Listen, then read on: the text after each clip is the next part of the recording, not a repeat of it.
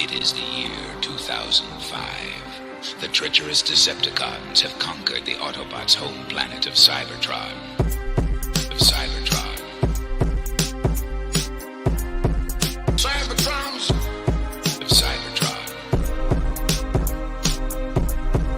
Cybertrons! Of Cybertron.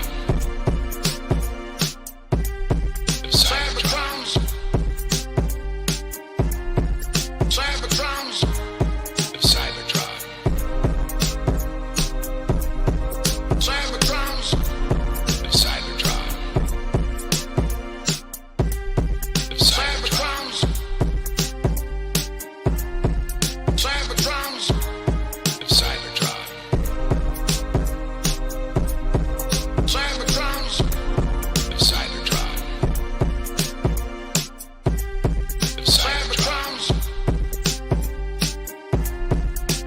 Cybertrons! Of Cybertron. Cybertrons! Of Cybertron. Of Cybertrons! Cybertrons! Of Cybertron. Cybertrons! Of Cybertron. Of Cybertrons! Cybertrons! Of Cybertron. Cybertrons! Of Cybertron. Of Cybertrons!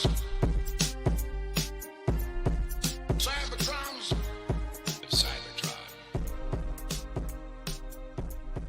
Cybertrons! Of Cybertron. We now return you to the children of Primus. And here we go. I'm just. Do you have a copy of the GigaLeak doc that I sent you? I do have a copy of it. Actually, Okay, superb. Pull the link up. I say And, cryptically start instead of anything sensible. welcome Shiva Kobe, who is first to comment this week. Welcome once again. And James Coleman, hey guys, hey, he's saying hey guys to us. How's it going, Coleman? Toy Warp is here. I'm here. Spin's here. Welcome to Frenzy Freestyle Sundays. I just chugged a giant carafe of coffee to make up for the fact that I was blisteringly tired after this weekend. So I'm like, all right, let's go while I'm in supernova mode. You know? Yeah, I feel you. I am Decepticated. made it through another week to get on another episode of Children of Primus. I'm all happy about that. But yeah, I'm kind of pooped too. Yeah, Objective Survive, and there's Decepticity too. Well, I know the feeling here he of goes. yesterday. With my girlfriend, we drove basically 5 hours to our home city, and then 5 hours back all yesterday. Oh boy, hope you had like a lot of good music in the car. The type of trip where I queue up albums in advance. Yep, that's exactly it. Once there's four wheels, there's always music queued up ahead of time. Yeah, it's like, all right, 5 hours. That means we got to do this, and then this, and then this. Let's listen to this whole discography start to finish. Yeah. Decepticity quietly joining us in the background. Yeah. Oh, he's got earphones on, so we can't talk about him anymore. Yeah. I will say that him coming and going resembled how a cat comes and goes, which is appropriate for his name. Yeah. I was just saying, see, the way I do my reviews is I take my photos on the weekend. But I had stuff happening both days. I had 2 birthdays, so I've taken exactly 0 photos. So I'm probably going to snap a few while I sit here. Of Retro Perceptor, which would be my next subject. So, Said you had 2 birthdays. Did you go hang out with Spin for his birthday or something? I was not even aware until he said it was my birthday today. So unfortunately, I did not. And I. So, Shiva Kobe says, "Man, I have the worst cough. Sorry to hear that. I know how things go once everyone around gets sick." And it says, "But I got a legacy bombshell last Sunday, the day I got sick." So what you're saying is you got a bug and you got a bug. Well said. And as celebrated my 51st birthday yesterday. As my girlfriend said, you know, I am now 5'1", but I haven't been 5'1" since I was 10. Nice. I just want to say, I to tell everybody a story here. Jess once asked to see Spin's driver's license because she did not believe his age because of how gracefully he is aged. Yeah, isn't it crazy how us Gen Xers don't age like any other generation? Yeah, We just don't age like other generations. No, and it's like, you know, many of us have realized, you know, when our parents were in their 50s, actually by the time they were in their 40s, they looked 50 and 60. Yeah. We're in our 50s, and half of us still look like 25. Well, you know, Gen X is the only generation that was 30 at the age of 10, and now that we're 50, we're still 30. You know, and, It's like- and we're around from, you know, climbing trees, falling from them, falling through fences, you know, riding down hills in shopping carts, and, you know, jumping things with bikes and all sorts of crazy things that we shouldn't have survived, but yep, here we are. so if you're alive now, that just means you're hardy. Yeah. Yeah, and scarred. It's hard. The Iceman! Holy cow, Calvin! It's applause like a sitcom character came in, like to the door inside out. That would be it every week, like, Iceman! Yeah. Yeah, I was trying to get my headphones to work, but unfortunately, they was like, "No, we can't have it." Yeah. Soundwave got to you. Yeah. Yeah. It's always Soundwave's fault. It's always Soundwave's fault. And Shiva Kobe says, something don't crack, and because I don't smoke or drink, I don't look 50 either. Shiba Kobe is within the Gen X of, we're still looking 25 and 30, or under 30.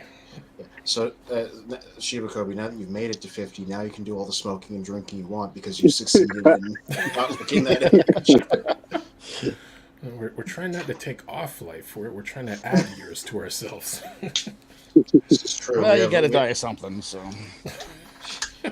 So some of us here have vices that are arguably healthier, maybe not maybe not financially responsible, but Yeah, at least it's not crack. As I put my 1,731st Transformer on the shelf, at least it's not crack.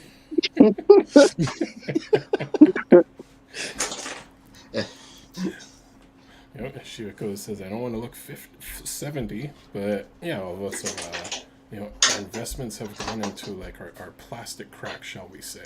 yeah.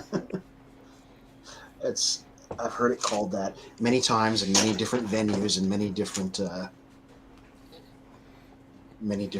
times. There's actually a show on Amazon. What is that? Prime? It's on Amazon, but even if you have Amazon, I think it costs extra to get. But it's actually called Plastic Crack, and the guy who they center around is named Irvin Santiago, and he runs a big toy group on Facebook. Oh. And he's based out of Miami. I've bought toys off him before. So what you're saying is he's going to be a future guest at some point in the near future. You know, that's not a terrible idea, actually. I'll get a hold of him. Cool. But he's really heavy into the action figure stuff. So, you know, the little bit of transportation toys I've gotten off of him, I managed to get cheap because none of his demographic really is after him. So, Yeah. My little nephew there, he really likes Hot Wheels, and so I was looking at a bunch of the old ones that were in his like little tin there, and they're like loose, and then they have like all these chips on them because they're like, I'm pretty sure they were like mine and my relatives, and my dad was like, hey, are those worth anything? And I was like, let the kid have them. yeah, probably not in that shape. If they're loose, they got to be pretty nice. Oh, they're not. They're not. Yeah, they're well loved then. Well Yeah. loved.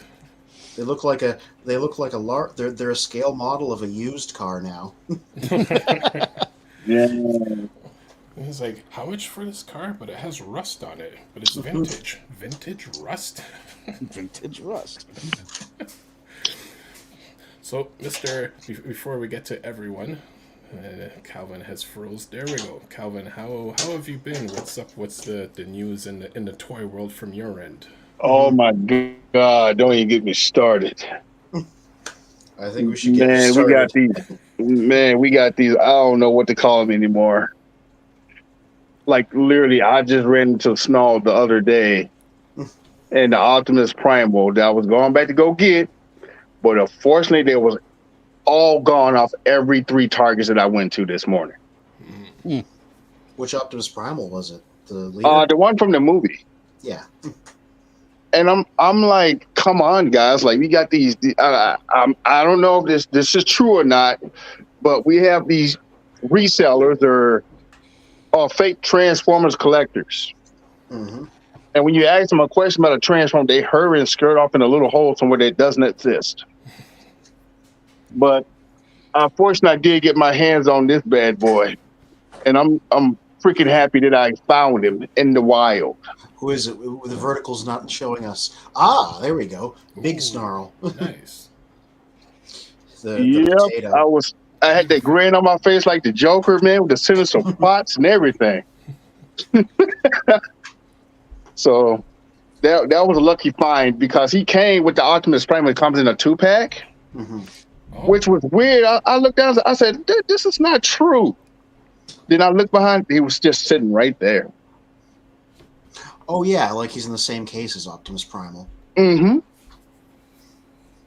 I don't miss those days of going to the stores and trying to find this and then having to go to the next store and look again in the next. I don't miss those days, honestly. Yeah, this is one of the reasons why I online shop a lot more than I used to. Well, you didn't say you didn't do a whole lot of online shopping until COVID? Yeah, pre-pandemic, yeah. Pre-pandemic, I went out of my way not to. But I was also pretty laissez-faire about it. I was like, whatever wanders across my shelves is what I get. But also, that was when distribution was a lot better, so. True. Mr. Coleman says, you're 51 years old. Yes, I am. Spin, you look like you're 28. Happy birthday, Spin. Thank you. That's what has been said by several people, including my partner, hence the driver's license thing. Well, yeah, I remember that really specific, going to the stores when I was doing the diecast thing in like the late 90s.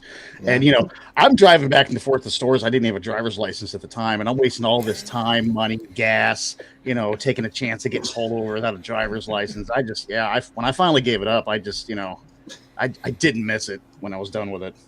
So you're saying you collected lots of scale models of cars, but you did not have a driver's license in real life? I didn't have. It got suspended when I was 16 for drag racing, and long story short, I didn't have it for 18 years. The opinions expressed on this video do not currently reflect the members in this video. Drag racing on the street, it's perfectly legal. You're just like, how did you lose your license? Oh, in the coolest way possible. I mean, I won. That's all that matters. So there's no current warrants or anything because, that would actually just, blow up our channel. We'll have 1 million subscribers and there he is. We've been searching for him for the last 18 years. They might still be looking in Ohio. I don't know. Yeah. Nowadays, if you want to challenge him to a race, you got to meet him on Forza or something. Interesting. Or find him on cruisersmotorsports.com. Yeah.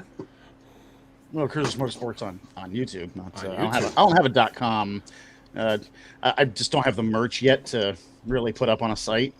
I really need to get shirts done. Everyone's been asking for shirts. I really need to get shirts done for that channel. And I wasn't going to do any merch for Toy Warp until I hit 1,000 subscribers. But now that I'm stiff and close to it, I got to figure out, what I'm even going to do for a logo. I don't even know what I'm going to do for a logo for that one yet. So we'll see. We'll see. James Coleman says, Iceman, when you found Snarl, you found Dinobot Gold. I was lucky to find him too. Bruh, I don't even know what's going on. Like literally, like this guy should have been out. Like he should have been on shelves. I seen him once. That was last year. I missed it, Calvin. Did you were holding up the 86 snarl, right? Yep. Okay. Wait, he was hardly in the movie. How are they going to make a toy of him? Yeah, it's funny He's because it hardly is there. studio series. One of the clever things is the backdrop is from like Autobot City, so it's specifically the one shot that he appeared in. Like, so they know they're making the packaging. Like they know you're just getting them because you want all the Dinobots. That's funny. wild. Yep. Yeah. Decepticon, do a. Oh, there. Yeah, we can't hear you. Decepticon, we can't hear you. Oh yeah, I was gonna As he say. freezes. I hope he doesn't think we've been ignoring him or something. Oh no. I was just about to say Decepticon, do a mic check. So I saw his mouth moving, but nothing coming out. So. Ooh, shockwave. The sound wave getting everybody today, ain't? Yeah. Yep. Where's my? Gonna fight him wherever he is. Oh my lord! I don't know where he is. He might have actually come to life and gotten loose.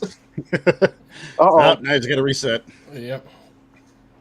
So as he's coming back in, I know Iceman has Punch him a little bit. a bunch of stories. Let's see. Decepticon, and how about now? Say something. Oh, he's frozen. Oh no. Oh, his mic is muted. Oh no.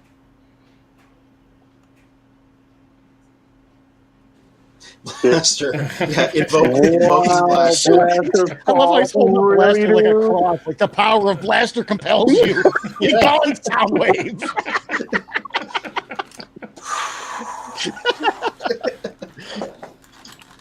It's just like.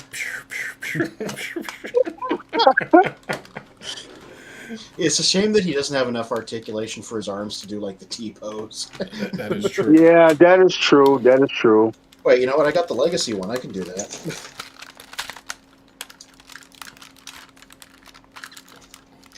There we go.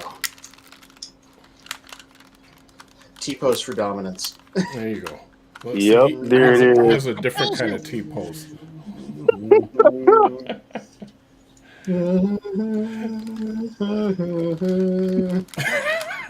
What is that to Kitty?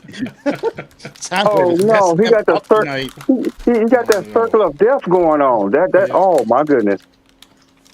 That's funny you call it that. That's what we called it on Xbox. But, you know, The red ring of death. the spinning wheel of death. Oh man.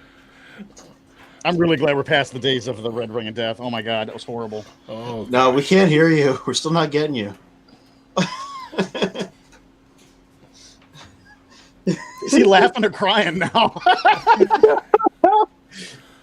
You know, those days when it's like, you know, loading a file and it said it would take 36 hours and it actually took 36 hours. Oh, Jeez.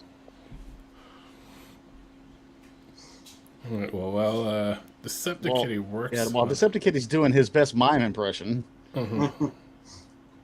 this is gonna start writing on a whiteboard and holding it up.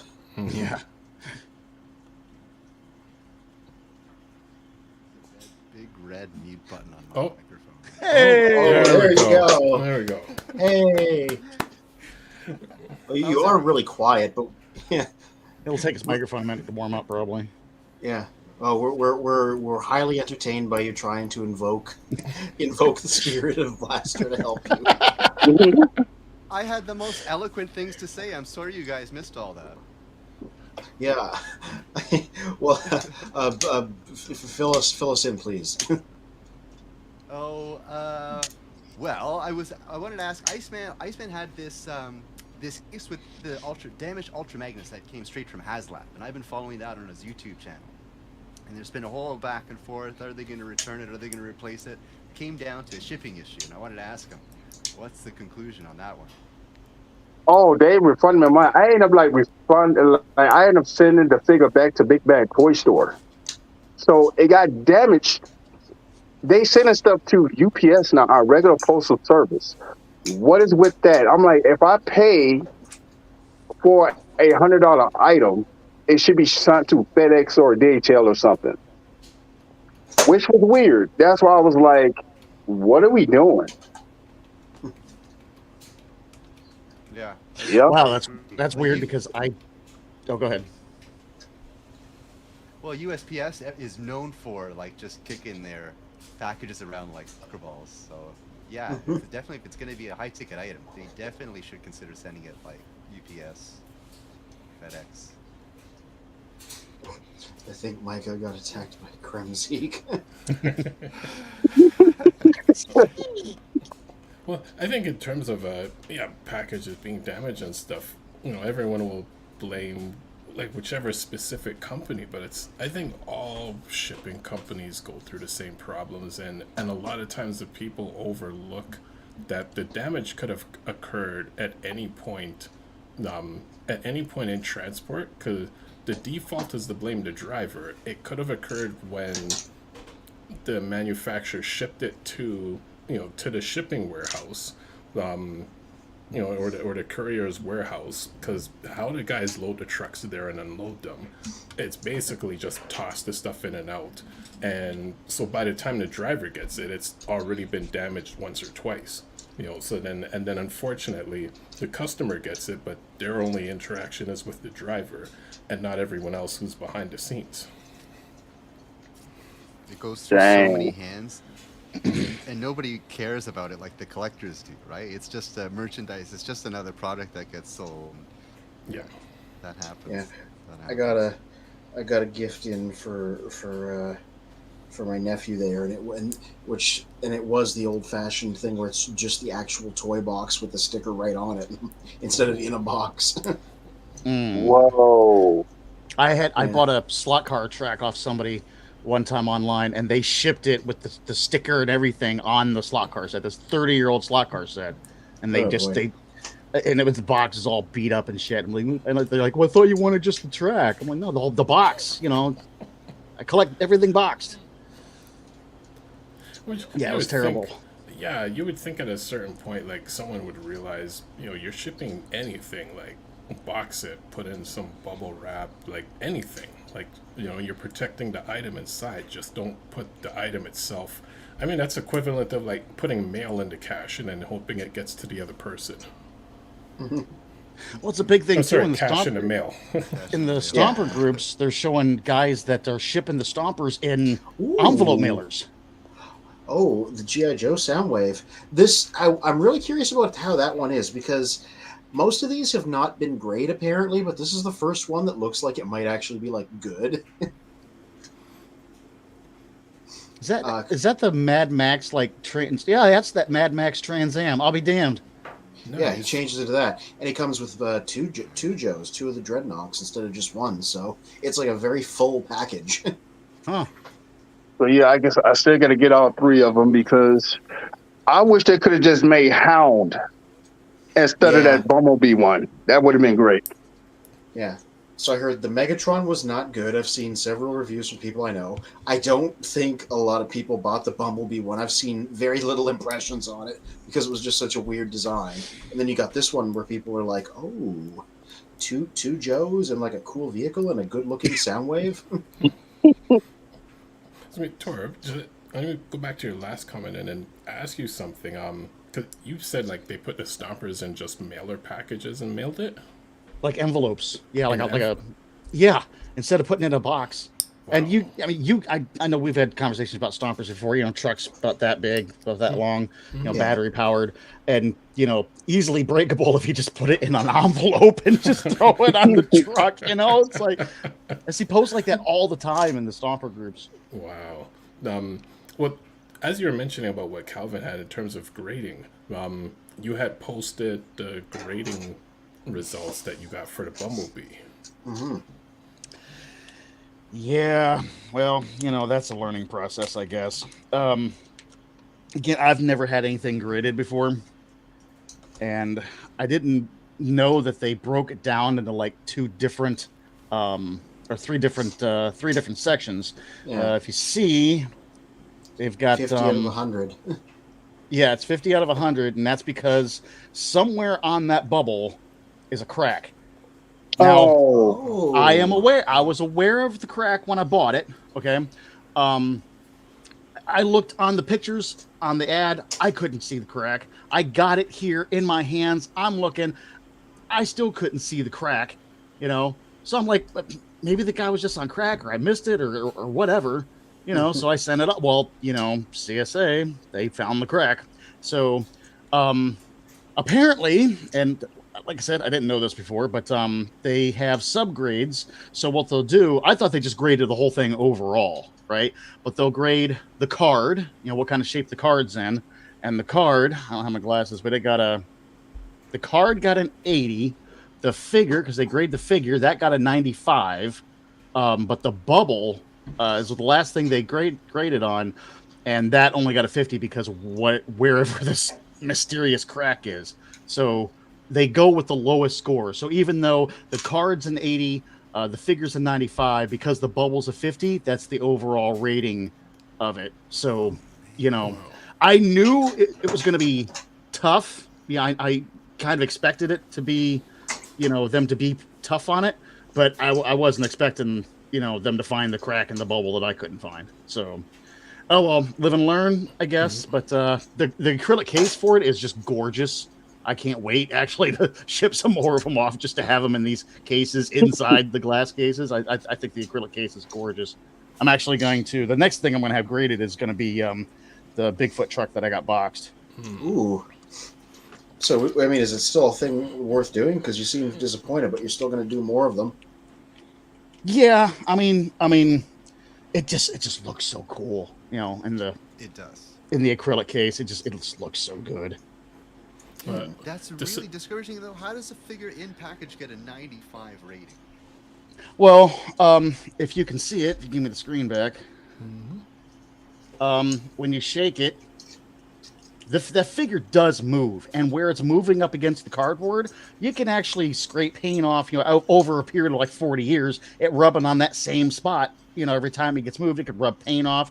The tires could still be dry rotted, you know, so things could still happen to the figure inside the package. Decepticon, just double check your mic just to see if you can turn it up a bit. Is it okay? Because my mic is all the way up. Can you hear me? Oh, yeah. No? When you're a bit closer, it's better. Okay. You know what? It's on near. That's why I need to be close to it. I'm sorry. Technical That's okay. difficulties today. It's fine. You just got to get right up in there. Yeah, so that's really strange because it could still be in package. Let's say you got everything was 95 grading, and then you get it in this acrylic box, and then it starts rattling around, and then the paint wears. That's why I believe there's a date on it when it was graded. So anything that happens after that date, obviously, Cass isn't going to be responsible for it. You know. But you know, at least they did too. Oh crap! It's under my camera. But the card I got back from it, they did. Here's the weird part. They said it was, you know, Transformer certified Generation 1, Series 1 Transformers. And I'm like, wouldn't the first series be non-rubs? Because that's a rub sign. So I was a little confused on that one. Yeah. I mean, I could see them deciding to just loop them all, to just group them all under Series 1, maybe. But yeah, that is not like, that's like that came out later. Yeah. Yes, yeah, that's why I wonder when I looked at it, like Series 1, wouldn't Series 1 be pre-rub? And that's not pre-rub, so I don't know. Like I said, it was a live and learn. I really wish I would have done more research beforehand. But you know, what are you gonna do? It still looks cool in its acrylic box, so If anybody from CSA wants to be on the show, I would love to hear more about their process. That would be interesting. Yeah, actually, I was Decepticon kind of, you know, asked the same question I was gonna ask, because I'm surprised 95 for a figure that's never been taken out in 40 years. But those little technicalities. I guess for anyone listening, explain what the acronyms mean and and who and what that company is that did the grading. Toy Warp. Oh, sorry. it's Collector CAS. It's one of the biggest ones. There's multiple grading companies out there, but CAS apparently is one of the biggest ones. It's Collector Archive Services at collectorarchiveservices.com, and they grade. They're not grading loose figures anymore, probably because they are so backed up. You know, if they try to do loose figures, it'd be a pain in the butt. So they're only doing like carded figures and box stuff and factory package stuff. It still took me like 3.5 months to get Bumblebee back. Dang. And it was wild too, because the day they got it graded, they got it graded, everything done on a Friday, and Friday afternoon they're getting a hold of me, email, hey, pay us the money, we'll ship it back to you right now. Like right now. I'm like, wow, you've had it for 3.5 months. You couldn't wait over the weekend to get the money for shipping to get it out. I mean, they want it out like now. Interesting. Anytime anybody's like, all right, you got to send the cash right now, I immediately get suspicious. That's just me, though. Oh yeah, I saved the boxes. I wanted to show you guys. It was wild. To ship it back was $26. They shipped it back in the acrylic case, and they gave me my I think, what do you call them, star cases, that just the plastic cases you can get off of eBay to save stuff. But they shipped it in this box. Wow. Was it at least like? Wow. Was there at least like packing materials in there? Oh yeah, it's still full of all the packing materials. Okay, but man, good. they were serious. This part came wrapped in all of this bubble wrap. All of this bubble wrap. Wow. It came wrapped up in all, and then the whole box is full of peanuts, and it was like in the middle of the box. They were serious about that shipping. It's $26. Dang. Holy cow. Yeah. Yeah, and it was only $26. If I tried to ship something like this through USPS, it'd be like 40. You know, but it's really great because with this box and all the packing material, it gives me something to ship Bigfoot to him and back. Oh dear, no, because when they ship Bigfoot back, they're gonna ship it like the box is gonna be sized as like the Hasbro The box is Unicron. going to be the size of the actual truck.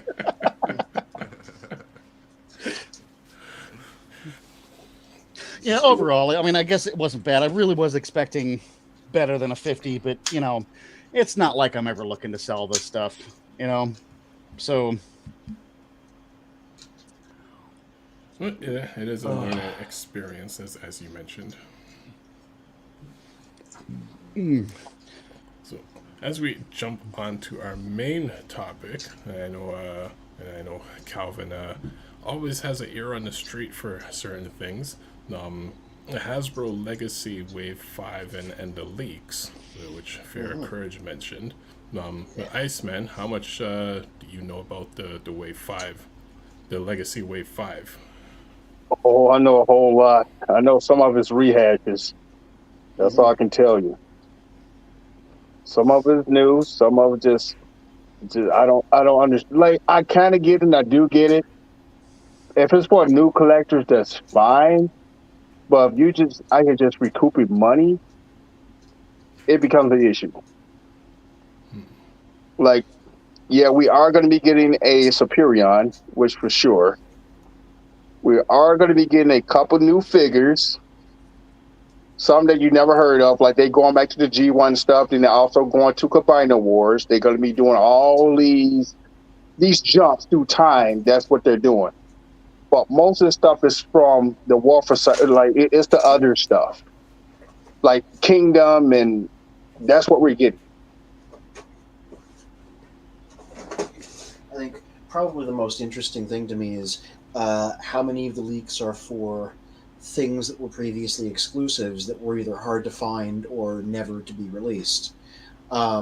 Like how they're seemingly giving Cosmos and Galaxy Shuttle from Velocitron like a proper mainline release. Hatchet from Buzzworthy Bumblebee is going to get a Studio Series release. There's a mysterious G2 Grimlock, which is either the Toxitron one or his proper G2 blue colors. Yep. I'm betting on the latter, but it could be the former. So there's a lot of belated. We know these things didn't come out or barely came out, so we're gonna run them again as non-exclusive mass release things. That's been my biggest takeaway. Okay, so I do have the Google document that you sent me for Courage. Yeah. I did not make this. I was connected to it. I can explain where it came from. It is on the Discord for the Transformers Wiki, the official one. There is a channel there dedicated to leaks, and eventually they compiled this document of everything that has been leaked from all the upcoming 2024 stuff, the 2025 stuff. It's just collating it all into one place, and we don't need to go into it, but each thing there has a link that references where they got the leak from.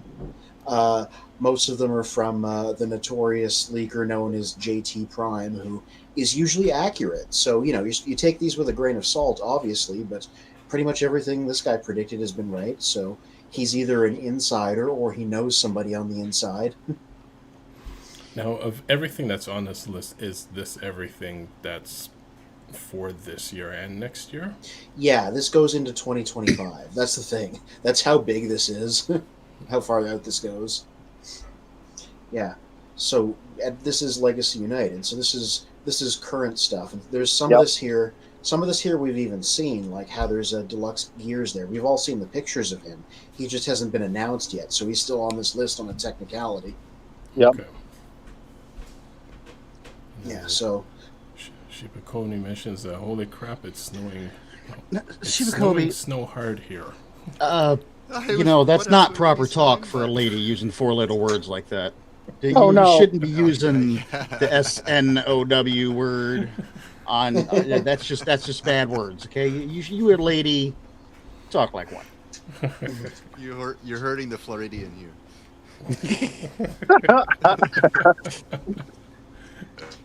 When I'm on Xbox, my buddies will just annoy me just out of nowhere. They try to break my concentration when I'm playing the game, and they'll just go, snow. No. Yeah. So like with these listings, I can speak to some of these. Like Beast Wars Dinobot's interesting because we've seen they're doing Beast Machines Cheetor, so I guess we're getting a bunch of Beast Wars characters done up as little guys. Yep. And like Rock 2 and Rock 3, those are like the unnamed Rock Lords guys that we've seen. The first few of them are out. We know they're doing more of them. We just don't know what they're going to be called yet. They brought back Rock Lords? Yeah, sort of. Kind of. Kind of. Okay. Oh boy. These Transformers have proper vehicle modes and proper robot modes, so they don't change into rocks, but they look like they're made out of rock. Made out of rocks. Okay. So there's like a black truck, but it looks like a black truck made out of like onyx stones, and then he changes into a robot that also looks like he's made of stone. There's a little motorcycle made out of igneous rock that changes into a robot also made out of igneous rock. So it's like one step up from Rock Lords. The small step. A small step. But I'm surprised a third-party company wouldn't come in and just create them as they were back in the day, like a really shiny rock. Because nobody bought them back in the day. It was the dumbest thing. If I want to play with rocks, they're free in the backyard. It was the dumbest thing I've ever freaking heard of. I liked that. But they transformed. Yeah, were the rocks in the backyard? Could they change into robots? You had maybe if you had a chisel and a hammer and like a lot of time, but you could only do it once. I thought they were cool. I had them. I got them secondhand somehow, and I had a small collection, like 3 or 4 of them. I didn't know where really they were from until I saw the Bots movie on TV one time. But I like playing with them, and the fact that Hasbro is re-releasing these armorizers, is what they're called, I think. Yeah, I really appreciate that. I appreciate that big time. But you know the crazy part is about this? I passed them up. They were actually in the store. Yes.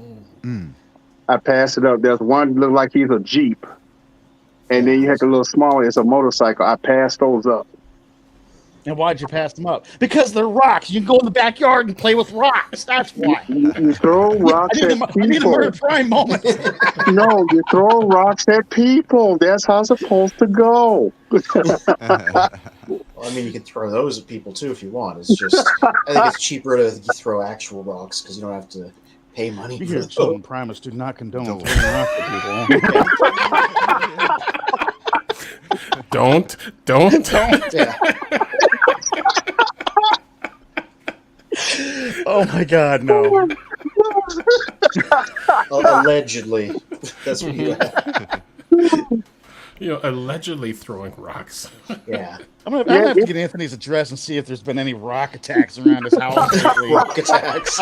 Then I can extort him. Don't talk about rock lords again on Children Primus, or I'll turn you into the cops. I mean, like, what do you possibly want from me? My non-G1 Transformers that you don't collect? No, it's just going to be a deal where you got to be on my side about how stupid rock lords are. Oh, okay. So Shiva Kobe says, "Man, I'll be 51 in a couple months." It's a very merry unbirthday to you. Yeah. And Shiva Kobe says, Infernac universe stuff like Boulder Crash. Yeah, the Infernac universe. That's what they're calling the Rock Lords. Charlie C. Hey, Charlie says, please stop cursing snow on the internet. No. You got to roll this clip back, and then you got to bleep us all creatively. Shiva Kobe says, heck, Filmation and Mattel had their own version of Rock Lords. Yeah, there was a movie. I should watch that movie. I've never seen any GoBot stuff, but if I was gonna, the movie would probably be the thing. They might have it on Amazon Prime, because I know Amazon Prime is about the only place you can find GoBot streaming, and it still costs extra. Wow. And they're like $1 an episode. So if you want, and I think they sell them in like 20 episode blocks. So it's like $20 for like the first 20 episodes. I bought the first 20 episodes, and I wasn't buying anymore. That's crazy. I was going to say, there was one tech thing companies in there got hit hard. Oh, they did, yeah. There was one thing on that list there that you scrolled past that I wanted to mention. Probably the weirdest thing is there's a listing for a deluxe class G1 Optimus Prime, and it even says there, your guess is as good as mine as to what this is going to be. Because nobody knows. It's like, it can't be the Missing Link one because that's too expensive to sell as a deluxe. So it's something else. 86. But that can't. That's just a deluxe. It can't be the Commander that they're doing. So nobody knows what this guy's going to be. I think it just makes sense to do a deluxe class Optimus Prime, like for the kid who only gets the deluxe size toys because that's the budget their parents have. I think it's just fitting because not every parent can buy the Commander class Optimus Prime. It just makes sense to fill out that roster. Okay, so a deluxe Optimus Prime. It sounds like they're repackaging the one from animated. I would be shocked if they revived something that old. But that's not a G1 Optimus Prime, and the listing's for a G1 Optimus of some sort. Or it could be either or, like, you know what I mean? Like, they're just trying to appeal to new generation of people. And that's the only way I see it. You can't, like I just said, if you're going to do an Optimus Prime, it's going to have to be a leader class. At least. That's the sorry, go ahead. That's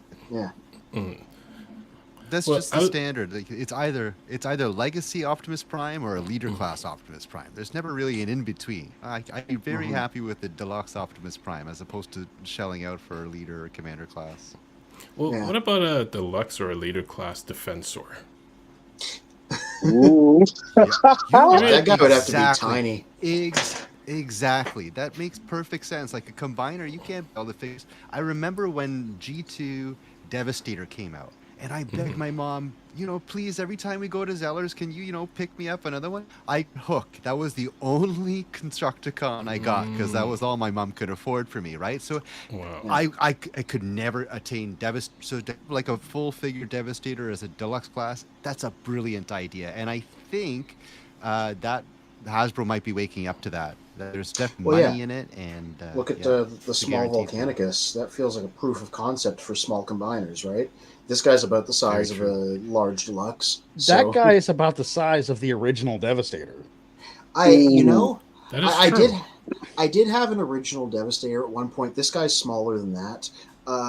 He's a little bit shorter than the Scramble City kind of combiners. He's a small guy. He's about the size of a big deluxe. Yeah, that's about the size of a G1 Devastator. I'm judging it by the size of your hand there. That's about the size of G1 Devastator, honestly. So, I mean, for that, you might as well just buy one of those knockoff Devastators. Standard mini bot for comparison. That's the closest bit of scale I could find. Yeah, it's a little smaller, just a tad bit smaller than, but it's still really close. Yeah. I wouldn't bother. I'd just buy the old one. Just buy a knockoff of the old one. I mean, I make the joke of of them not doing an Optimus Prime because it's always a question of how many Optimus Primes can Hasbro release, re-release, reinvent, reimagine to put out to the market. I think it's almost too much. Like at a certain point, then we're gonna have like cooking in the kitchen Optimus Prime, like bathtub Optimus Prime. they need but basketball Optimus Prime. They should sell that one. What? You know what? A third-party company is going to watch us, and for everyone watching, please like our video and subscribe to the channel. They're going to come out with an Optimus Prime with him doing that slam dunk. What if they did one where the trailer unfolded, and instead of the repair claw, it was a basketball hoop? Yeah. That's great. That's cool. I love that. Yeah. Spike, compute quickly. Writing that one down. Yeah, you could probably make that as an upgrade for the Earthrise trailer because the trailer crab pops right out on that as an accessory. So you could probably make something you could plug in there. And you know what? For an exclusive figure, that I know a certain 3D printing person could probably pull off, as funny as it would be, just like a big kind of robotic shaped blob of snow. And that would be when Jazz was covered in snow. Yeah. You could fit it around the figure. Not Snowman, Smobot. You could build an accessory set around this. With Jetfire. Mm-hmm. Yeah. Actually, has anyone ever made a Jetfire in ice? That's a good question. I mean, I'm thinking about how the D&D line there that Hasbro was trying to do off of the movie had something that looked kind of like that. They made a big gelatinous cube accessory that you could encase figures in, and it was sort of similar. And it was just a big translucent block that you could cram them inside. Interesting. I'm thinking, the early Star Wars days when is it Luke Skywalker that was like encased in? No, it's Han Solo. Okay. I mean, they made the toy of that. Why haven't they made the toy of a Skyfire in the ice or Grapple and Hoist when they were encased in the cement? Yeah. Closest thing I could think of is one of the first 2007 movie Megatron toys they did. The Voyager scale one had blocks of ice on his design because of how he was frozen. So that's the only time they've done a frozen guy that I can recall. Interesting. Yeah. That's an interesting one there. So there's going to be a leader class Soundwave, and it is apparently going to be the Netflix one out there and available again. And that's a Voyager, but he's going to come with stuff to bump him up to a leader. So presumably, like it speculates there, he's going to come with enough tapes to bump him into a leader class price point. So more than two, because the Netflix guy didn't cost as much as a leader, and he came with two of them. He came with Ravage and Laserbeak. So maybe three, maybe four. I don't know what the economics is. Whatever it would take to make him into leader class prices. Cool. Welcome CGT Cool Guy TV Collection.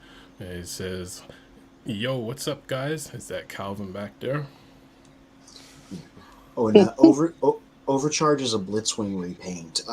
That's the Diaclone Colors version, like they do sometimes, like with Magnificus and all those guys.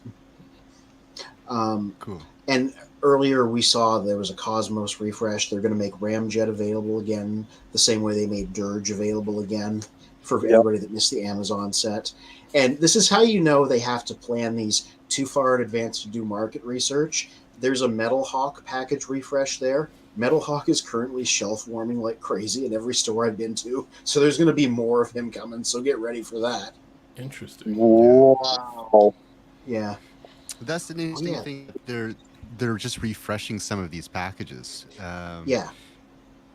What happened in the past, and like we just passed by a holiday season where a lot of that stuff got Ross and Ollied. The retailers would like to have something different put on the shelf, right? That's the whole point of every time they release a new wave, that they have a different selection, right?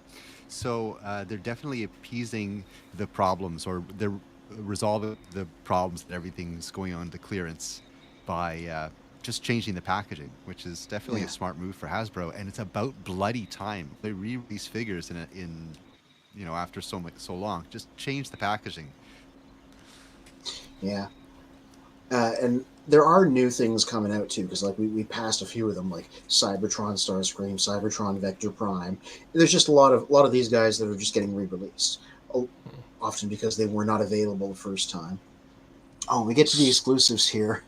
One thing specifically for me is G2 Road Pig, because I'm a G2 guy. I had the original Road Pig as a kid, so the fact that they're making a new one, even if it's a Walmart exclusive, means I'll be after that. Which Cool. character? I had is the Road other Pig? guy. Yeah. Road Pig was a black laser cycle. Yeah, Road Rocket. They did an update of Road Rocket already last time in the Velocitron line. I have that one. This is a extensive retooling of RC. Well, not an extensive. They just changed the head around. That's cool. Yeah, I remember. I was just going to very quickly say, I remember in 1997, I was in Finland at the time, and I saw both of them, Road Pig and Road Rocket, on the shelf, and I picked up the Road Rocket while it's over there. European packaging. I think people are speculating they're going to make Road Pig out of the Junkion motorcycle, because there was some sculpting on it that was a little bit Road Pig-esque. Yeah, This is what we're looking at here is the next Walmart line. Like, oh yeah, hey, Ninjatron's adding in. Road Pig and Road Rocket are 100 ninja power. That they are. Totally 100 ninja power. Totally. And you need to have been to TFCon to know that reference. Yes. I was wondering what was going on there. Shout out to Ninjatron, and and check him out on YouTube as well. But that was a cool reference. Yeah. Go when you're done watching this. Go find his guest episode of Childreofprimus if you want to learn more. Yeah. So this is the next Walmart line after Toxitron's all finished. The Star Seekers, and they're going to be themed after pirates. That's why you got Thundertron again. You got Lockdown. You got Cannonball. Nobody knows what he's going to be made out of. Oh, you know what? He's probably a retool of a Crankcase. If I had to speculate, because as I say, if we're going to get any more lamer than rocks that turn into Transformers, cannonballs that turn into Transformers is going to top that. I'm just saying. Oh, no, it's not a literal cannonball. He was a pirate released during Transformers Cybertron. He changed into like an emergency van, but he had like glowing skull and bones tattoos all across him. Kind of a cool look. So wouldn't mind seeing him come back. I don't know. I don't think I want to ride in a van that's got skulls and bones. I ride in an ambulance that's got skulls and bones already on it. That just sounds like a bad omen. Well, there you go. It's like a pirate. He's a bad omen.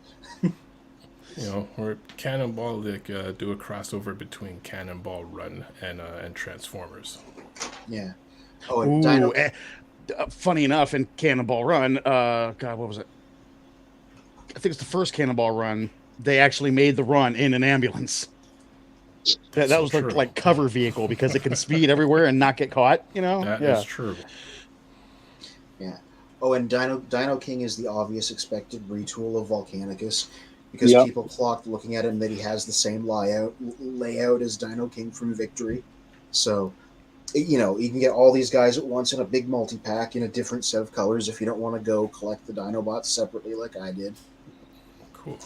And Ninjatron Cool, says that's it cool. would be your last It ride. would be your last Ooh. ride. Oh, wait, Okay, scroll so back up. Sorry, I just saw something I had a question about, because I don't know anything about the new stuff. But the Galaxy Shuttle package refresh, is that the transforming arc? No, that is another character from Transformers Victory. The toy was the toy that they're referencing came out in Velocitron, and they did him as a retool of Astro Train. So he's Yep. got a new head that looks kind of jazz-like, and he's all like in white, realistic space shuttle colors. Okay, Yeah. just asking. The one that got away that we should have got, and then all of a sudden it was sold out. Then Yeah, I seen a lot of them in Canada, but did nothing show up here at my Walmart. Zero. yeah. That's why they're rerunning them, because nobody in America apparently saw them. I saw a few up here, but apparently that's rare. But we didn't get Cosmos, so I think it evens out. Well, it's Dang. funny as Iceman said that, because one of our other members who hasn't been here for a while is Toy Facts, because he also mentioned he could not find it anywhere in the U.S. The odd time I'll check the WalMarts here just for the fun of it, and I saw two of them on the shelf, and I picked it up for him and shipped it down there. And I think just at the time when I noticed it is when they were saying they were discontinuing it. Yeah. Wow.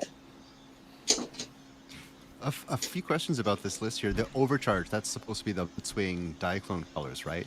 Is this, Yeah. Are they going to go back to doing Generation Selects, or is it just going to be a legacy packaging? Oh, these are just mass releases. The exclusives here are the things that are not mass release. So yeah, Overcharge is just going to be retail. Okay. And the exclusives are to be, what is this Star Seekers capsule? That's the next. Yeah, that's the next Walmart line, like Toxitron and Velocitron and Netflix and those things. Okay, The Star interesting. Seekers are a team of pirates. They haven't been in a lot of stuff. They were in the Transformers Prime novels. They didn't make it onto the show, but they were in the novels. And then also there was a BotCon comic about a G1 adjacent version of them too. One year the theme was Pirates versus Knights. So they're a bit of a deep cut. And Thundertron is their leader typically, and he got a new figure already in Legacy. So people are expecting. People are wondering what this Walmart exclusive version is going to be. Interesting. So you're saying you had a novel. Which novel was that? The second and third Prime novels, Exiles and Retribution. Okay, cool. Yeah, because they did 3 novels. First one was Exodus, and it was more or less an adaptation of the Warforcybertron games. And then Exiles and Retribution were stories that took place after that. I see. They I weren't- read the first one. Yeah, I read the second one was not very good, and I never read the third one, so it's kind of funny that that's where they're getting these things from. Yeah. Interesting. But pirate theme. That's a funny thing to use. Okay, cool. If I was Hasbro, I would wait. I would just kind of hold my breath for a second and wait to see what Disney's going to do with Pirates of the Caribbean, and then release it at the same time. If I was That's Hasbro. a good point. That's a very good point. I think Anthony kind of touched on this. Like, this has probably been planned years and years behind, and they didn't anticipate this whole what's that actor's name who's in Pirates of the Caribbean going Johnny into Depp. and yeah. Jeez, man. My Yeah, brain. I'm sorry, guys. My brain is not working. I feel you. There's a timeline to this, and it's been out there what it is, but we don't know. I don't remember it offhand, like how far ahead they have to plan this stuff from before it releases. I think it's like 2 years, maybe. It's 3 years, 2 to 3 years from my memory. Yeah, that sounds about right. That's crazy. So But it makes a lot of sense. Go ahead. Oh, sorry. Well, I was just going to mention that these sublines. This is something like you could tell there. This is something that they've changed um, their idea on. Like the legacy line had a number of sublines. Like there was the Tron, there was the Velocitron, and now this new pirate one. Like they had this planned years and years ago that they're going to do all of these sublines. Yeah, it seems like this has been in the works for a long time. These multiple sublines, this has all been planned 6 years ago, something like that. Yeah. Oh, so what we're looking at here, the reason it just generically says Transformers here is this is the mysterious line that's going to follow Legacy United, the 2025 line, and we don't actually know what it's called yet. We just have these listings. Yeah. So we don't know if core class is being discontinued or if we just haven't had anything leaked from it just because they haven't found any. But this toy line is going to be themed around the 13 primes because you can see a bunch of them are listed here. Well, it's interesting in what they listed in the Lux class. They listed 4 aerial bots, but not Silverbolt. Well, presumably Silverbolt would be a commander, because that's how they did Menasor. I think it's funny too. They're doing another Crasher package refresh. Now we got the Rock Lords, we got the Crasher package refresh, and I was thinking earlier about that space shuttle you were talking about. If it's supposed to be white and everything, the deluxe GoBot was actually a pretty decent size for Spacey. Their space shuttle that was actually painted like a real space shuttle. I'm seeing so many GoBot vibes going on here. Right, because I had the updated Action Toys version of Spacey for a while, and I'm like, yeah, it does look like Galaxy Shuttle. It has the same kind of realistic space shuttle alternate mode. Yeah, but it looks like the deluxes that we have are the 13 primes, a bunch of aerial bots, the last deluxe Insecticon, and Swindle, so maybe they're doing Combaticons also. So one Combaticon. Animated Wasp. Yeah, animated Waspinator too. Then for Voyagers, we have a couple more primes. Armada Red Alert, which that's good. They finally have everybody from the PS2 game. Skybite from Robots in Disguise. I guess they were banking on Omega Prime getting funded, so he has some guys to go with him. Because we saw a listing for Sideburn further up. Flatline's a weird one. That's a character that's never gotten a toy before. That is a Decepticon medic from some movie comics, and he changes into a hearse. Cool. That's a funny change. Yeah, and then for leader class, we have the Fallen. I'm hoping that's Dreamwave the Fallen, because I like that design, and it's never gotten a proper toy before. It is. Oh, good. We have Onyx Prime, and then G2 Universe Grimlock. Since it's a leader, it's presumably the Studio Series one, and maybe it's the Toxitron one again, getting a mass release, or maybe it's the blue one. I would like it to be the blue one, because I think that's better. Yeah. And then we don't have any leaks for any of the bigger sizes. Presumably they're coming, we just don't know what they are. Right. And now we're into the movie guys. Studio Series. Blaster's getting a Steel Jaw. They're doing a concept art frenzy to go with concept art Rumble. It looks like they're doing miniature versions of the Bumblebee movie Seekers. Everybody that likes warforcybertron is going to get a generic Decepticon soldier from the game. Oh, no. That'd be something cool to army build. Yeah. Nobody knows what quote-unquote next-gen Bumblebee is. That's just what the listing is. Maybe it's Transformers 1. We're not sure, because they're doing Transformers 1 Megatron. Haven't seen any materials for the film, so we don't know what he looks like yet, but they're making a toy of him. The film's supposed to be, what, 2025? No, I think it's supposed to end of This this year. year. Yeah. Okay. Yeah, I believe so. Yeah. It is a little while. We haven't heard anything else about it then. Yeah, we know it's coming. We know who's been cast. We know it's been shot. Is it going to be a theatrical release? Yep. As far as we know, Yep. yeah. Oh, okay. Yep, and it's listed for September 13th of this year. Well, I'm really surprised we haven't. I'm really surprised there wasn't like a a trailer that dropped along with the rest of the movies around the Super Bowl time. Yeah, we were all sort of hoping that was going to happen. Huh? Yeah, I Sorry. think it's for more for kids. There's not that much budget for Super Bowl advertising. No military funding behind this one. This is March. We're about 6 months away, so I would imagine we're going to see a trailer sometime this month, or at least a teaser of some kind. Yeah, and like at first, for a second, I was like, "Oh, I hope this isn't one of those movies that they're just gonna delete for tax purposes, like they've been doing." But I'm like, "No, they can't. You know why? Because there's merchandise coming." Yeah. Was that Ninjatron said from YouTube says it's too early for a trailer yet. Yeah, I will say I genuinely don't know what the release cycle is for a movie in terms of trailer to release, so he's probably right. Although, I mean, there are some movies where they've released trailers so far in advance that you completely forget about the movie until it's actual, they start mentioning the release and like, oh yeah, like, it's been like a year or so, but like this one, nothing, like no promo whatsoever. Yeah. It is all CGI, so it's possible that they're just still polishing it up and they don't have the content to put the trailer together. Yeah, that's possible. Yeah. And a lot of these VFX go last minute.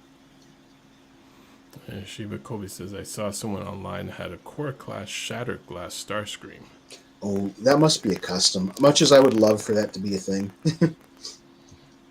Oh yeah, and then Voyager class, we're getting some more Bumblebee movie guys. We've seen Shockwaves. Somebody had a leaked copy of him. I think it was the usual guy. I forget his name at this second. We haven't seen Skywarp. We're getting a warforcybertron Ratchet as well, if from the game. There's our last Dinobot 86 Swoop as a leader class to go with the Snarl that everybody just got. And there's going to be a leader class Springer. A lot of people think he's going to be a retool of that Sandstorm that we've already seen. No! That's a bit of a strange retool, though. Yeah. Well, I'm just saying that because back in the day, the Thrilling 30 Springer was a retooled into Thrilling 30 Sandstorm. So they've done it before. Oh. Okay. But, maybe I'm wrong. That's just speculation on my part. And there's the Commander class Optimus Prime that we know is happening. they just haven't said yet. Everybody knows. 86 Optimus Prime. Is he going to come with a bucket of tears and be all blacked out too? 86 Optimus Prime. Yeah. I would be shocked if you couldn't if he didn't come with a damaged waist at least. You could swap around. Mm-hmm. That seems to be the most obvious thing. That would be a great gimmick. Yeah.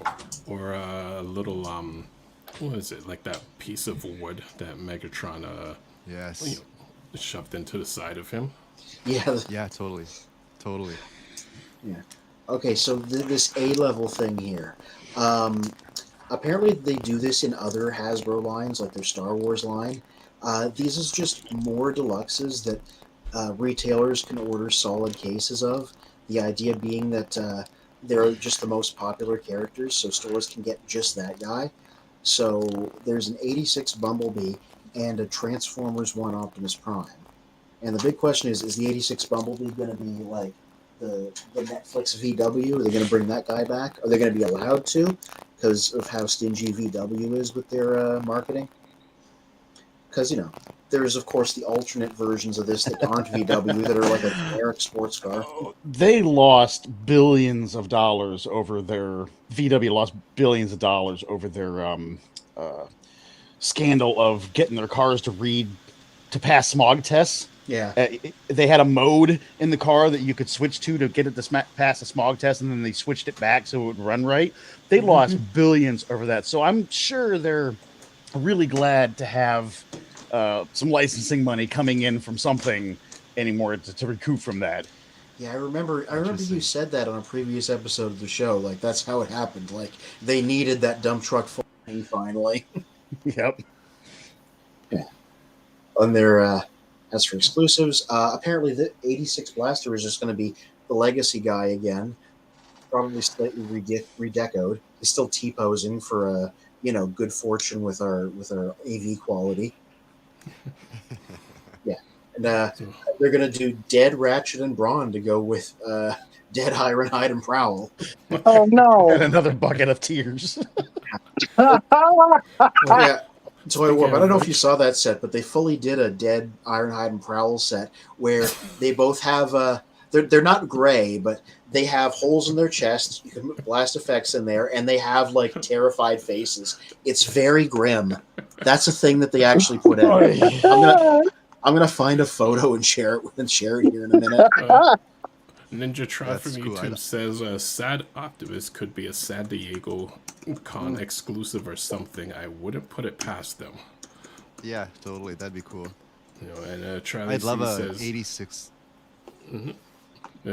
I'd love an 86 Ratchet. Yeah. Sorry, go ahead. Go ahead. No, you go ahead. Spin, go. I was gonna I'll say- settle it. Spin, go. Okay, there we go. Okay, Transformers 1, September 13th, 2024, with Chris Helmsworth as Optimus. Hopefully he does not speak in the voice of Thor. I wouldn't mind if he did speak in the voice of Thor. Just I don't want him to be retarded Thor like out of the last movie. Yeah, everyone was all worried that they were going to do the whole classic bait and switch thing with Natalie Portman's character, and really that's not why that's why I dislike the movie. I dislike the movie because they made Thor a freaking moron. Well, They made him so stupid. A lot of unfortunately. times in Hollywood they start doing that with characters, and I think it was first pointed out with Homer Simpson. Yeah, if you watch the earlier seasons of The Simpsons, he was just kind of like the not so bright guy that lives on the block. Later series, he's just a complete idiot.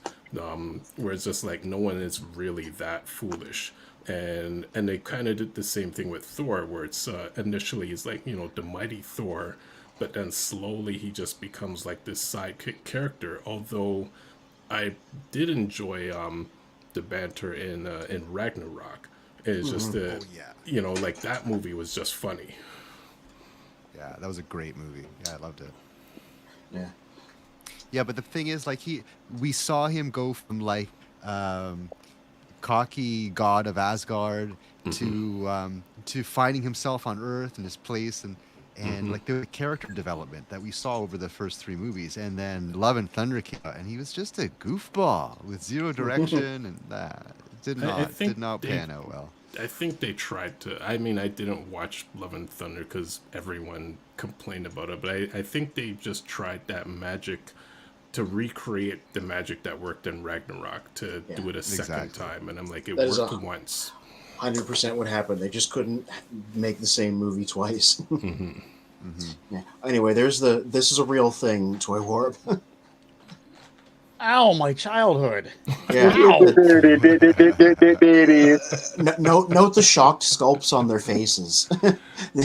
I'm really surprised actually they didn't give Prowl the orange optics as they how they burn out instead of the blue ones. I guess that was a step too far, but like they properly transform, and then they got the holes in their chests, and you can put the blast effects in the holes in their chests to simulate them getting violently killed on screen. And apparently this did well enough. They're doing a Brawn and Ratchet set now too. And so therefore look forward to Braun having one of those on his shoulder specifically. But is he going to have a back? He got his whole back blown out. Yeah. Is he going to have a back? Well, I guess we'll see. Oh my God. That's horrible. Well, I guess they couldn't just go that extra step and have like a blast, like have damaged head for Ironhide. Oh yeah. That was off screen. Left for your imagination only. Yeah. That was actually that was actually something that might have been taken from the Dead Poets Society, where that occurs off screen. And it's a lot more impactful, and like for me as a kid watching that was really impactful, like having that happen to Ironhide there on the shuttle. Such heroic nonsense. Yeah. Everybody always talks about Prime's death being traumatic, but I think Ironhide got it the worst, basically. Oh yeah. Yeah, for real.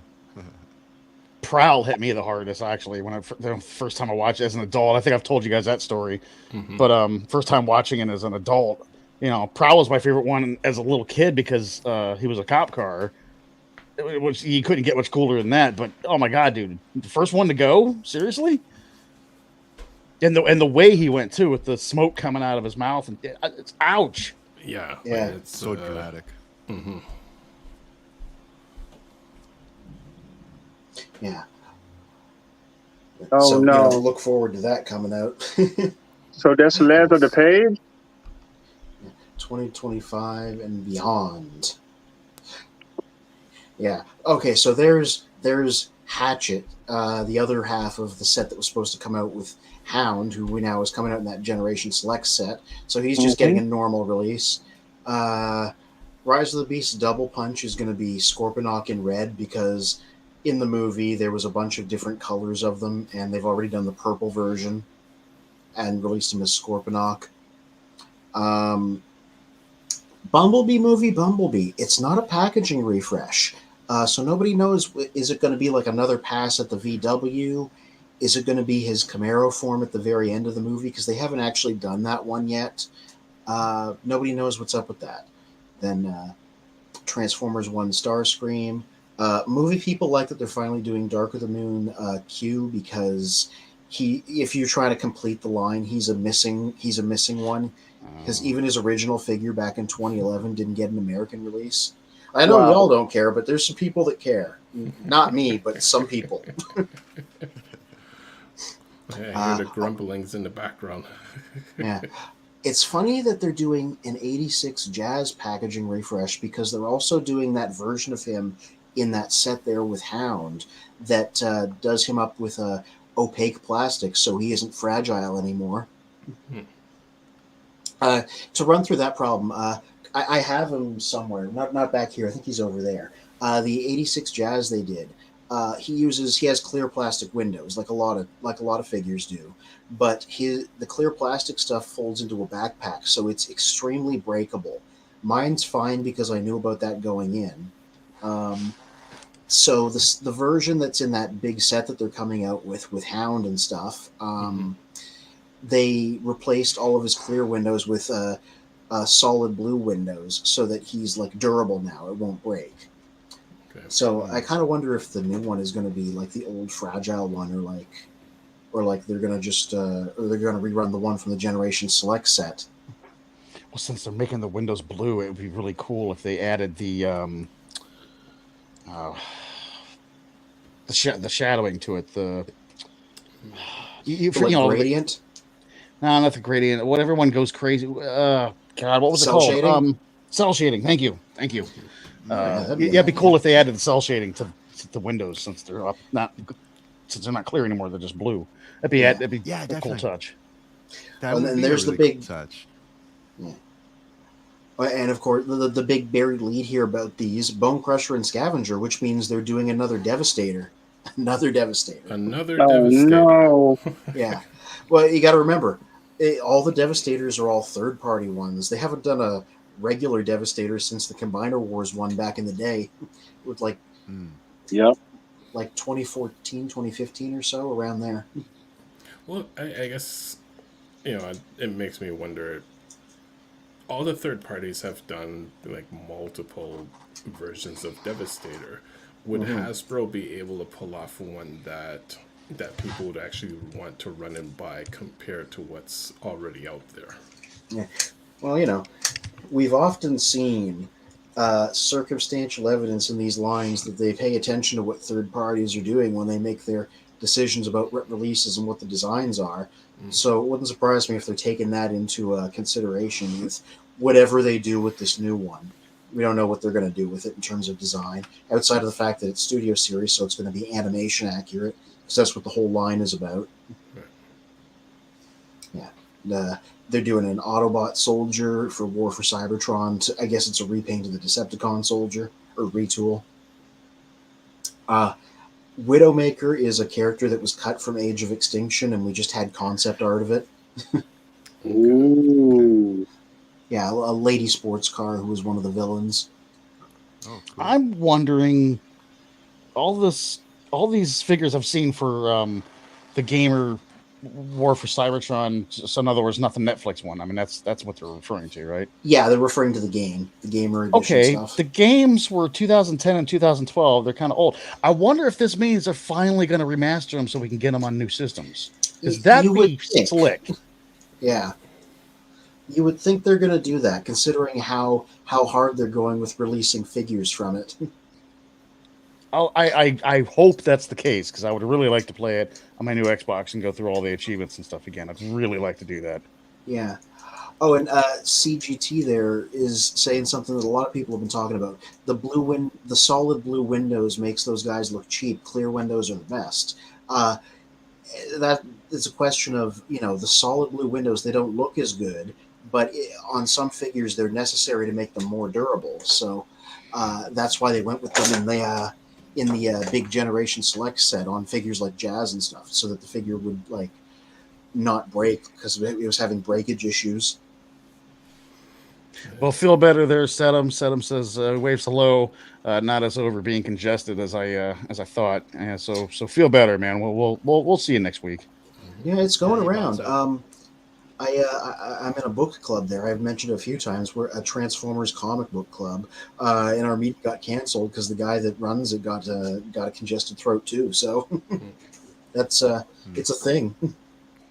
If you say so. It was 81 degrees and breezy today with the sun out, and no one here sick. Show off. I'm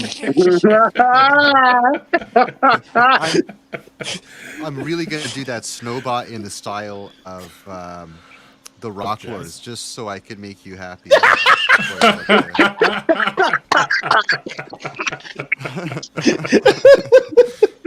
Yes. Oh no. It's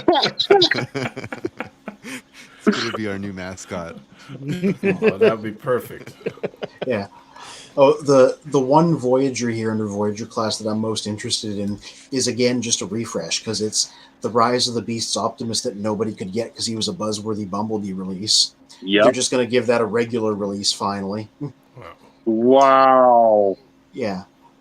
Again, I'm all for that. I never saw the original because, it didn't get released in big numbers. It was an exclusive. So I'm like, okay, good. Do a regular release.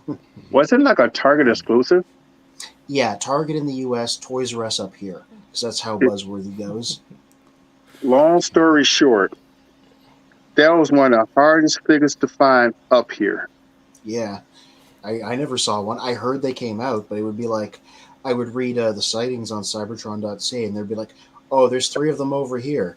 Several hours later, when you go over there, they're gone. I literally had to go to a Target. I had the other dude to call the Target to hold the figure. Usually Target will hold the figures. And this guy was like, no, we can't hold it. So I knew from a distance what was going on. These guys, they're working within the stores, getting all the figures and selling them online. Yeah. So I ended up getting one. I got one. I was happy about that. But for anybody that didn't get it, you finna get it the second time, you better hold on to it. Mm-hmm. There's a new rule I heard that employees at Walmart, for example, have to wait a certain amount of time after they've put something on a shelf before they can Yep. go to the shelf and buy it, because that's become an actual thing now. It's like the store employees are buying it before the store even opens. Technically, they're supposed to get rid of them and get fired because you're supposed to wait to the end of your shift to purchase the item. I caught several employees buying stuff at the beginning of the shift.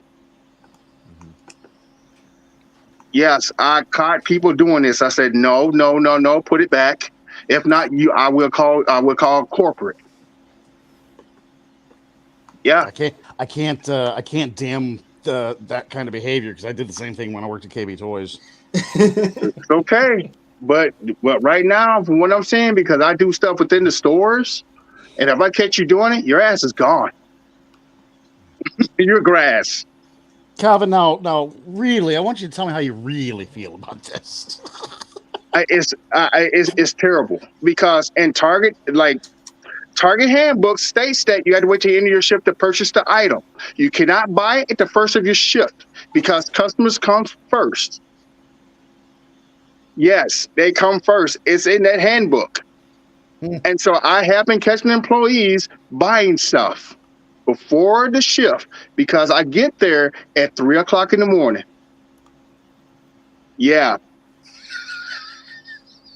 So if you're getting caught and you're buying it, your ass is grass. You heard it here first. You're going there at 3 o'clock in the morning to.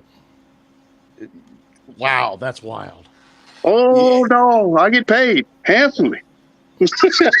I get paid to do what I got to do because if not, internal theft is real, outside theft is real, and most things I have caught employees stashing away boxes of figures. Oh, so you're like part of a loss prevention team then? With a plus symbol on it. So you've heard it here first. Well, employees across the nation, if you do that, Calvin will personally teleport in behind you, no matter where you are. Agent Iceman 1979. Yeah. And I also have a Ravage too as well. He will maul you too as well. God, we missed you, Calvin. Oh my God. But somebody got to do it, man. Like I said, customers are always first. I do love collectors. Yeah. I love when they come in the stores. We're looking for this. It's here. There's no way you should go into a store where there's nothing there. Yeah. So it's real, man. Mm-hmm. That is real. It's real. That is real. And I think the point earlier we mentioned Transformers being a plastic crack, and it is in some way an addiction, and it's not a bad addiction. You know, we could have worse addictions, but I think like if we're looking at it and taking it seriously, like it's addiction. This is to some degree a personality trait. I'm not going to say disorder. It's a personality trait. So you are inevitably going to experience things like store employees stashing toys and things like this. Like it's a consumer product. It's meant to be sold to the consumers and shoppers. But you know, we have this pirate or scalping market, which has been created over this obsessive desire or fixation on collecting. So this is something, you know, and I'm talking a little bit of psychological studies here, because this week I was actually researching because I have a friend who's having some personality disorder, and I came across this compulsive addiction, and I could see that trickling into the Transformers community, like, you know, 30, 40-50-year-old collectors. You know, to some degree there is some aspect of addiction there. Oh yeah, there's a lot of where you said the personality disorders. There's a lot of correlation there in between collectors and those disorders that I've seen. I mean, like you know, when you read about, you know, certain personality disorders and you go through and you're like, well, I kind of felt that, you know, collecting Transformers. I felt that collecting Transformers. Oh crap! Okay, I'm gonna go lay down now. Isn't that interesting? It is very interesting, and I find it very fascinating because, like, Transformers has been a part of my life, my whole life, and like I'm involved in this community, and it's very cool because I have a lot of friends too, and like I could see, oh yeah, you know, I could see that trait over here, not only in myself but in my friends, you know, my Transformers friends. So yeah, it's very fascinating. It's very fascinating, and I'm really happy to be a part of this community because Transformers is such an open community that we could discuss these types of things. There isn't so much of that conflict you might have in like a Star Trek community, Star Wars community. Oh my God, those guys are nuts. Those guys are too seriously. You can't call people nuts. They're planters. Okay, listen. There's this huge like thing. There's like this huge thing going on in the Star Wars community about 3D printing replacement parts for like accessories and shit. Holy crap! I mean, that community is at war. When is there never a huge thing going on in the Star Wars community? Yeah, that's all I know. Community is always just fighting each other. It's since the 90s, all I've heard of is nobody hates Star Wars like Star Wars fans. Just Yeah, like Wow. that is the most toxic like fan Yeah. base ever. Now a couple gonna catch up on a couple comments, and then I'm thinking of a few things. Like going back, Cool Guy says the Constructicons need to be released as an 86 line. That would be fire. yeah. I'm excited. Cedum says nice weather in Florida when not hurricane, but live in modern day Jurassic Park. I love dinosaurs. Stop. Ninja Trod says, from what I remember from a Hasbro stream, it was just a weird coincidence that Rise of the Beast Optimus was a buzzworthy exclusive. It wasn't meant to happen that way. Yeah, and okay. in Japan, it is part of the main line. Like, it's not buzzworthy over there. It did come in a normal packaging. So hypothetically, you could import one, I guess, if you really wanted to. Cool. And Charlie C says, I hope Toy Warp has a long monsoon season for his temperature jokes. And Cedum says, Calvin will be doing instant transmission like Goku. Yeah, this About teleporting. About teleporting, yeah. I can hear the sound effect. That's a bad imitation, but everybody knows what I'm talking about. I totally heard that. Yeah. I didn't mean not to. I guess like one of our personal friends. Not to steer the topic off course. And I shouldn't really say my personal friend, but since I won't mention names, a friend within our age group, which is in it was in the 50-year-old group, was dating someone who was in the 30-year-old group, and just kind of having a disconnect in relations, and we just started making jokes of if you're dating someone, if you're 50 and you're dating someone, the person you're dating must know Flintstones, Dukes of Hazzard, the A-Team, like certain things we grew up with, and then as Toy Warp's talking about, the psychology between collectors, I'm thinking of watching WKRP in Cincinnati as an adult. You start to realize that how they wrote the characters in that show, you either relate to certain characters or people who were those characters. Whereas like the Les Nessman was just kind of like that weird guy who had certain phobias, but then created his invisible walls around his office. The Carlson who ran the station but really had no idea who knew what the station was about. But then Johnny Fever, who was just personally a train wreck in all aspects of his life, and I'm like, I know many people who are exactly like Johnny Fever. Like, they're just one step away from disaster. So I'm thinking the psychology of collectors, especially within the Star Wars group and everything else, it's interesting when you really look at the psychology of the collectors. But I guess I would throw this back at Calvin, because I know you've mentioned many of things on your YouTube and Instagram in terms of just the actions of what these people are doing in the stores in terms of like hiding them off of collectors. Aside from the psychology, would the social economics play a factor in it where, take a Walmart employee is only making X amount a day, for whatever their rate is, but someone comes along and says, hey, hide a couple boxes for me, and and I'll give you money for it, because they're probably thinking, I can only make so much, I've got my rent, phone bills, other stuff to pay, and I'm not making enough.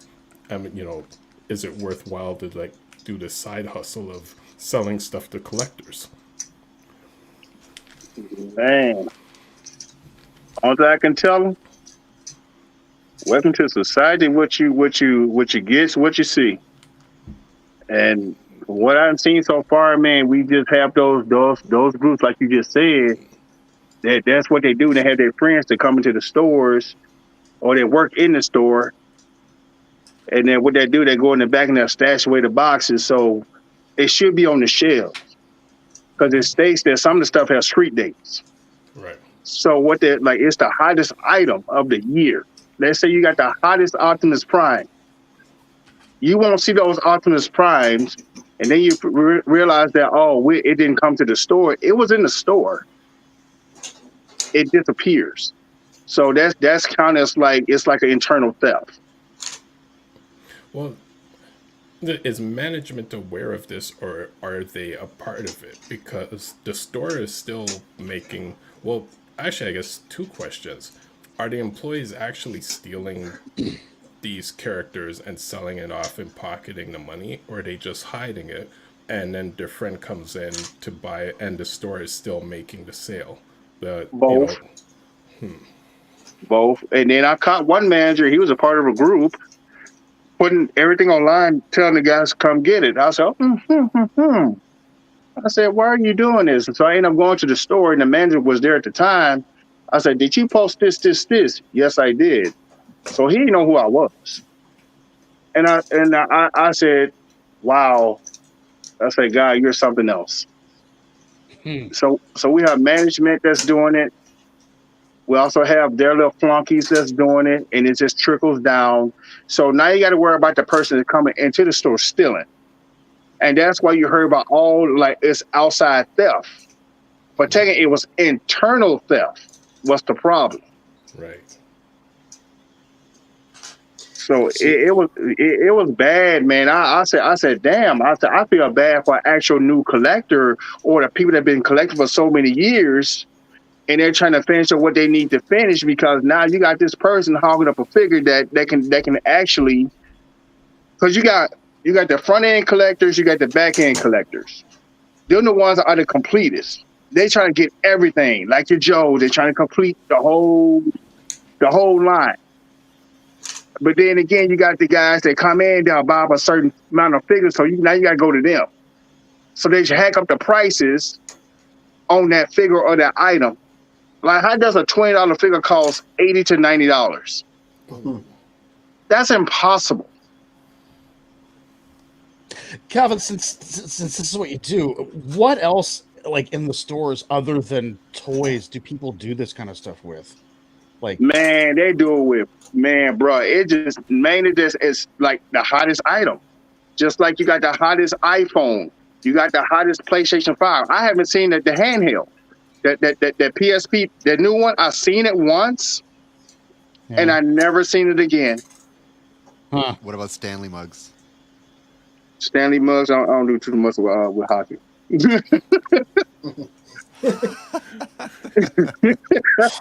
But I'm just saying, like, it's the hottest thing of the year. It's always it's gonna be a mug, it's gonna be a video game, it's gonna be an action figure, it might be like a new cell phone, anything. If it's new on the market, they all over it, dude. Like, then you got to go to them. That's the saddest part about it. Huh. You got to go through those to complete whatever you got to complete, and you might get stiff-handed, because now these days you don't know what come in a box. This is a very fascinating phenomenon that this is happening. Like, this is consumer products, right? And they're supposed to be available, like all of these, box stores, superstores, and there are some scalpers. I guess you could just generalize and call them scalpers. They'll buy them up and then resell it at like the secondhand market or aftermarket. It's very strange that this is happening. So Def touched on it, like this is something to do with the socioeconomic status. Having for example, the Stanley mug.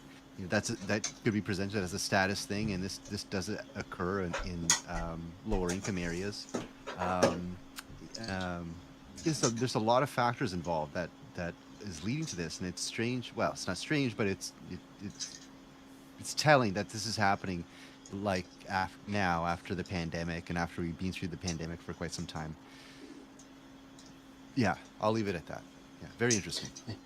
I will say, much we talked about collectors like us being people with some sort of disorder. I'm like, this is how I know I'm fairly low on the disorder spectrum, because I may be thoroughly in the sauce. I may talk about it on streams and write about it, but I cannot imagine caring enough to engage in like backroom Walmart employee shenanigans to get stuff. That's more effort than I'm willing to put in. But I do have something for you guys though. Yeah. It comes out on August the 29th. I was going to have you look up the Transformers capsules or something like that. So they got it. This could be legit. We might be getting the movie figures early. Mm-hmm. So that's why I had to go like that day. I looked and seen I had to take a picture of stuff to make sure everything was accurate. And I seen 3 boxes. And my eyes lit up like a little Christmas tree. And I was acting like a little 3-year-old kid when I seen it. And so those would be Transformers 1 figures, possibly, is what you're saying? Yeah, but I'm not. It's a Transformer capsule something. It's like they're like going back in history or something. So that could be those. Mm-hmm. And dude, I was like, you gotta be freaking. It's like I hit the lottery.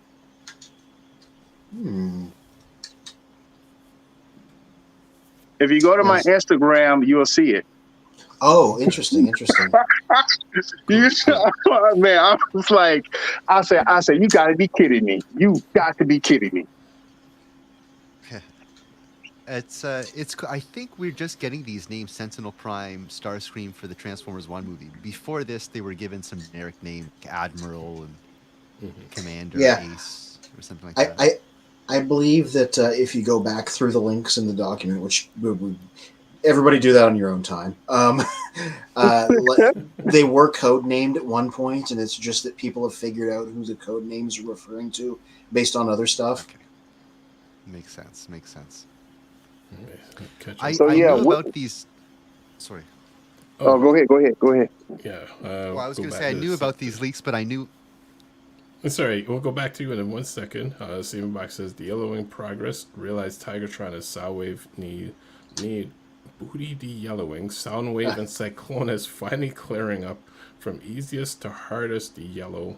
Megatron, Tigertron, Soundwave, and Cyclonus. And also says, I recall people sticking stakes down their pants. I mean, that's, common in Walmart. Backroom dealings is meth head levels of commitment. Yep, I'm not there. I'm soft drugs level. And Ninjatron says capsule is the industry term for subline, like Velocitron or Toxitron. Yeah, maybe you got the Star Seekers. Maybe that's what you saw. Let's see. So the next capsule is Star Seekers, as Ninjatron mentions. Cool. That's a new industry term. I didn't know that one. Thanks, Ninjatron. Yeah. I had a point, but I don't remember what it was. But anyway, you had something to say. That way. Yeah, Decepticon did have something to say before. The mirroring always messes me up. Yep. I forget. Oh dear.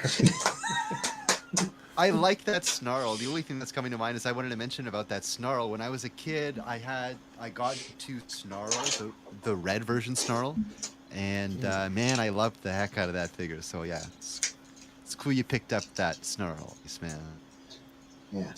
Oh, I just thought of something I was on earlier. The new Devastator they're doing there. There is a question about how they're going to pull it off in terms of what sizes people are, because they're not all here yet. You saw that Bone Crusher and Scavenger are deluxes, and then you have Scrapper and Mixmaster as Voyagers, and those are the only guys here. We don't know where the last 2 of the 6 are. So some people are like, they're going to do them as leaders, they're going to do them as commanders, they're going to do them as something else. Like, how is it going to be done? That's still an open question. Well, actually, let me think, because with Devastator, Mixmaster and Scrapper are the feet. So the feet are Voyager class. The Scavenger is an arm, Bone Crusher is an arm. So the arms are deluxe class. So it leaves Hook and Long Haul to be the question mark of what their sizes are going to be. Yeah, mass distribution is the big question. I don't have the brain for that, but I'm on some Discord servers with people that are, and they're trying to figure out, like, okay, where is the arm mass going to come from? Obviously, the leg guys being Voyagers put some mass in there. What figure is going to be responsible for making like the lower torso? Are the two torso Better guys be going to be long that? haul. Yeah. Well, it'd be weird if they make long haul just bigger compared to everyone else, or in a sense, long haul and Hook would have to be the same size to kind of proportionately connect everything. Possibly, I guess. No, well, long haul has to be tall. I mean, that would add scale to the figure, and Hook could be shorter, just as wide, to get across Devastator's shoulders, but he wouldn't have to be that tall. Right. I would think it'd be really cool to make long haul really huge and make them kind of to scale to the rest of the vehicles, because those dump trucks are like the size of a house. And there was some really old art that someone did. This is like probably 15 years ago, and somebody made a toy after this long haul art. Very cool, and he's very monstrous. Like that truck he's designed after is huge. So yeah, that'd be very cool to have a big long haul. So is that Ninjatron from YouTube says, I bet one of them is a leader that comes with the parts you need to build the combined form. Yeah, that makes sense. That makes sense. And I mean, I've always pictured Hook being the leader, or he just always been portrayed as the leader. So I wonder if he would come with those parts, or would Long Haul come with those parts. Yeah. Canonically, Scrapper is supposed to be the leader. It's weird. I never saw him as a leader. Yeah, when they introduced him, it was Scrapper talking to Megatron, and he was kind of making it sound like he's the one that put the Constructicons ducks on a row, per se. I do remember the Transformers Wiki having a long trivia note about how it's unclear who the leader is, and citing all these examples, like you said, from different things. And that one loophole that's never quite explained, which I found funny watching it in the later years of the Constructicons creating Megatron, but then Megatron creating the Constructicons. The one bit of clarification, well, not even clarification, the one wrinkle, I believe we mentioned it on the show at one point, the script for Five Faces of Darkness is now out there. And it did not specify in writing that it was supposed to be the Constructicons building Megatron. It was just generic robots in the script. So it was a decision on the part of the animation to make it those guys. So that might add that doesn't mean it's not them, but like when it was written, it was not written with the intention of it being them when they were doing the script. Right. So do with that what you will. Unfortunately, I think it was ACOM who did the Five Faces of Darkness episodes. Would have been much nicer if Toei did that. Yeah. Let's see. Seto says leader, aka Voyager, plus with extra parts and other. Voyager. Yeah. It would be impressive if they could do it as an all-in-one type thing, like how Ocular Max does its combiners, but that might be a little out of scope for a mass-released figure. When I say all-in-one, I mean like you don't have extra parts you need to snap on, like fists or whatnot. Right. Or they could do something creative with them, like the last big combiner there at Menasor, how so much of his stuff just came with Motormaster, and he could do the like skeleton and battle base with it. That's interesting. Then I'm looking at the bottom of the list, Dev Gamer Edition Devastation after the Devastation gave Optimus Prime. That one would have to be heavily cell shaded, because that was everyone's, like thing about that game. Oh, it brought back cell shading. That's a weird one, because that's another deluxe, because that's that A-level series, right?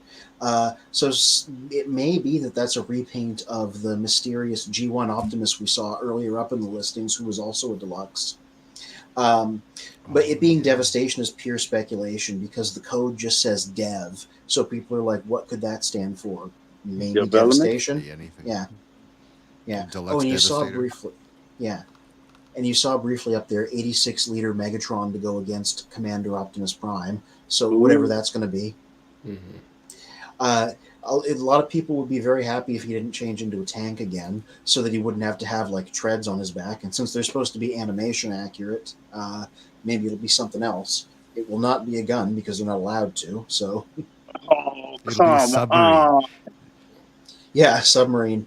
People have pointed out that Megatron that just came out, the Bumblebee concept art one, the one that's already a spaceship and a tank, you can change it into a pretty convincing gun mode. And there's enough saw that, engineering. yeah. There's enough specific sculpting and engineering on it. People think they may have done that on purpose. And then there is just no instructions, no photography, nothing to advertise the fact that he can do this. People just messing around with him have been like, whoa, you can shape this like a pistol and it looks pretty convincing. I've never seen that figure yet. Yeah. Never seen it. It's all the people that pre-ordered it that are getting it. So I wonder how they are going to get away with the 86 Megatron. Yeah. I will always bang this drum, make him into a gun turret as his alternate mode. Like not a handgun, like a turret, an artillery emplacement, something like You that. like scattershot. Yeah. Yeah. Smart. Then he wouldn't have to have tank stuff on him, and he could still be a weapon that other people could commandeer. So the thematic idea would still be there. Yeah, I was not a huge fan of the warforcybertron Netflix design, where they all had a backpack basically on them that held all the parts so they could be in robot mode. I was never a fan of that. Yeah. It worked when they painted him G2 because he was supposed to be a tank in G2. So suddenly it makes sense. Like this, I'm fine with. Right. That's awesome right there. I have that figure. Yeah. Charlie C on YouTube says it was Harlow's group that made Megatron. Yeah. Yeah. Oh, yeah, they did write that in Hauler's old eHobby bio that he was one of the Constructicons that built Megatron because they weren't evil at the time. Oh, yeah. Generation selects Treads, Pathfinder, and Smallfoot, the GoBots. More GoBots. Well, this is to go. Yeah, I had this is to go Smallfoot. with. Yeah, this is to go with Bug Bite and Crasher and stuff. So that's probably Kingdom Warpath, Legacy Cosmos, and the upcoming Legacy Gears, because the last time they did G1 GoBots, when they did them as an eHobby set back in the day, those were who they were repainted from. Oh yeah, the collaboratives. This is a cool one. They're a G.I. Joe collaborative Triple T that changes into Cup and comes with Sergeant Slaughter and Leatherneck as the figures. I don't know what a Triple T is. I think it's just a tank. I don't know. Toy Warp, do you know? You seem like you'd know. What's the Triple T? I have no idea. Triple T. I don't know. I think this is like a tank or something. Yeah. I'm gonna just Google that really quick. And then the next one is G.I. Joe. Make sure you put Optimus safe Prime search and on. General Hawk. I'm adding G.I. Joe. Yeah. Oh, it's a tank. It's a little one-person tank with treads, like with an open cockpit because G.I. Joe didn't care about safety. Yeah. Yeah. There we go. Collaborative Mobat Optimus Prime with General Hawk. So they're finally doing an Optimus to go against the Megatron. I think the Mobat is the fancy name for just a normal tank. Yeah. I think I've already seen pictures of the TMNT collaborative there of the van. There is a Stranger Things crossover right now that changes into a pizza delivery van, and everybody, because I don't know, there's a pizza delivery van in season 4. I guess they were like, Yes. we need something, and everybody was like, why is this not a Ninja Turtles thing? I guess they're doing it as a Ninja Turtles thing now. So like, yeah, there, Calvin has it right there. There we go. Ha! Yeah. Yep. Changes into a robot.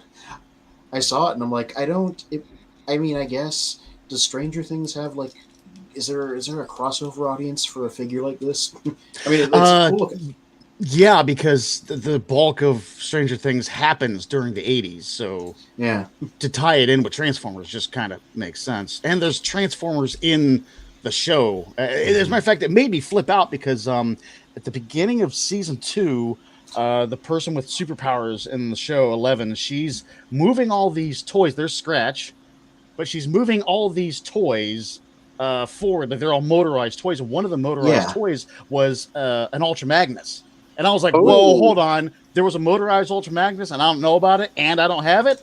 So I went on a freaking mission to find this motorized Ultra Magnus. And apparently it was something that the studio had made and just added into the show. I was mad. It's so weird because I'm like, Omega Supreme is right there. Yes. Yeah. Or Tripticon. Or Skylinks. Yep. And then then down here, the Project Knight. I wonder if that's Knight Rider. Oh, yeah. Everybody's like, Project Knight and Project Tails. Those are code names. We don't know what they are yet. Everybody looks at Project Knight and goes, Knight Rider? That's an easy one. That's an easy victory. And, for sure, if it is Knight Rider, they're going to make Kid a headmaster with Michael being the head. Oh, that would be great. Yeah. Project Tails. I'm going to say Sonic because that's the only Tails I know, but that's me speculating. Well, the Mutant Turtles party wagon, I'm thinking it's going to be that Wheeljack that was in a Rise of the Beast. Oh, yeah, that would be possible, too. It's a VW van, right? Yeah. Mm-hmm. Makes sense because that's about what the van looks like, the TMNT van. And crosses over with Ninja Turtles and Masters of the Universe, so Transformers had to happen eventually. Wow. I don't remember any Ninja Turtles, and it was before. They've made toys. That's what I mean. They made a Ninja Turtles Stranger Things toys and Ninja Turtles Masters of the Universe toys, like today. Oh, okay. I was gonna say that's weird because Stranger Things, the last year that it happened was season 4, and that was 86. That's a year before. Yeah, it's a year before TMNT even came out as toys. Yeah, that's funny that you would notice that, right? Yeah. It's that personality thing. No, that's so funny. But of course, like Stranger Things is such a nostalgia 80s thing. Of course, they have to cash into that crossover cash grab there. Well, it was. Now it's going to be a 90s thing. I guess now they've waited so long between season 4 and season 5. Season 5 is going to be early 90s, I guess. Oh, wow. Now they're going to tap into that 90s nostalgia. Yeah, unfortunately for me, I'm out of the show. This happened with that Rick and Morty thing where they waited too long for season 3 or 4 or whatever. Like I've lost interest. I'm no longer interested in Stranger Things anymore. It was a great show. Yeah, I'll bang on about this. I didn't finish the 4th season because the individual episodes were all the length of movies, and I kind of started losing interest. There was a point where it seemed like everything was in place to advance to the final boss, but there was still like multiple hour-and-a-half long episodes, and I was just like, why do they need this much space for this? I don't know. I lost interest. It's not even like an active choice not to watch. I just kind of kept putting it off, and now I'm just like, Too many fillers, man. Yeah. Too many fillers. That's what they do to us. Stranger Things says Ninjatron says the Stranger Things TMNT crossover is with the 1984 Mirage version of Turtles. Oh, it's a clever way to do it. Peter Laird and Frank Easton, thank you. Yeah. Cool. Oh, yeah. This last page of stuff here, this unknown status stuff, this is the stuff that might be canceled because we haven't heard from it in a while. Like Pack Rat and Fractal are just repaints of Kingdom, Rat Trap, and Pterosaur. Damn. Yeah. A little tiny Optimus Primal. Another Last Night Drift, even though they already did one. Lifeline from Transformers Reactivate. Some sort of headmaster, and then like 5 more collaboratives, which we don't even know. One of them's Project Bear. What do we know anything with a bear that it could cross over with? Like Care Bears? Yogi Bear? I don't know.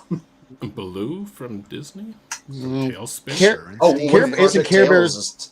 Care Bears is already a Hasbro thing, though, right? So it'd be easy to cross over. Are there any vehicles in Care Bears? No. I'm not up on my Care Bears. Yeah. Oh, yeah, it is. Yes, it is. They had a cloud car. Oh, yeah. Cloud did, car. Yeah.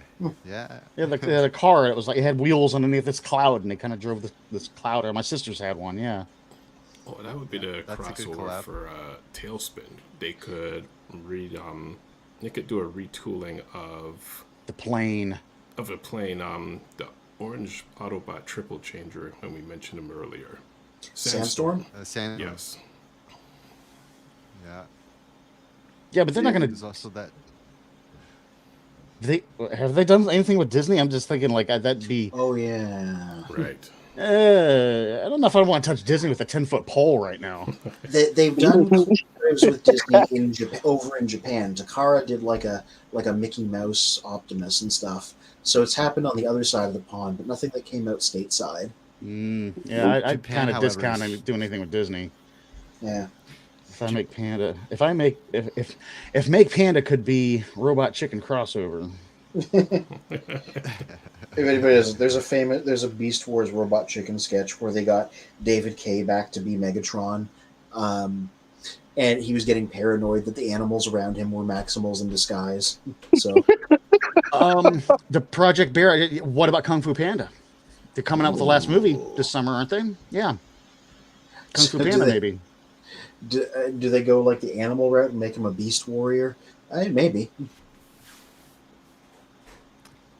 I guess at some point, then they'll have a crossover with Shrek. Why not? Were there any Well, vehicles in that's Shrek? No. Is it Shrek? Horse-drawn carriages. Yeah. Shrek isn't dizzy. Yeah, horse-drawn characters transform. Hey, then you could do a 2-pack. The carriage and the horse could each be Transformers. This is true. Anthony, stop giving them bad ideas. Okay. Oh, It cost me nothing. It's not like I'd go in on it. It's not like they're gonna give us a polar claw. You know what I mean? It's just like I just said. All these myth concepts what they coming up with, they can't give us a damn polar claw, man. Come on, man. They're playing games. They're playing games. I tell you one thing, and I've been thinking about this since I got that reissue Cybershark last week. Beast Wars characters that weren't on the show. There is no good way to meaningfully improve on those 90s figures because they have good articulation, they have good gimmicks. It's not like G1 where you're taking a brick and adding joints to it. And because they weren't on the show, unlike the rest of the Kingdom stuff, there's no TV show designs for them to be accurate to. So there's like no value add. What I'm saying is they should just reissue Polar Claw. Don't make a new one, just reissue the old one in their reissue line. Right. Because there's no point in making a new one. Makes sense. And fan page 101 says, yo, what's up? yo. Thanks for tuning in. Thanks for tuning in. We're almost going to be wrapping up. Sedum says, easy to retool into the donkey from Shrek. Oh, that's terrifying. I don't want to see the Eddie Murphy donkey split at the seams and change into a robot like Beast Wars guys do. Eddie Murphy in a Transformer episode, and it was like, Prim. Yeah, where's his? Put him in a. They got all these celebrities all throughout the Bay movies, and Transformers 1 has these guys. They should put Eddie Murphy in Transformers. Yep. Yeah. Actually, Eddie Murphy playing Jazz or Blaster would be an interesting dynamic. Oh, I'm down. Yeah. I'm down. Yeah. Yeah, now we want to see it. Yeah. Good one. Okay, now I got a good question.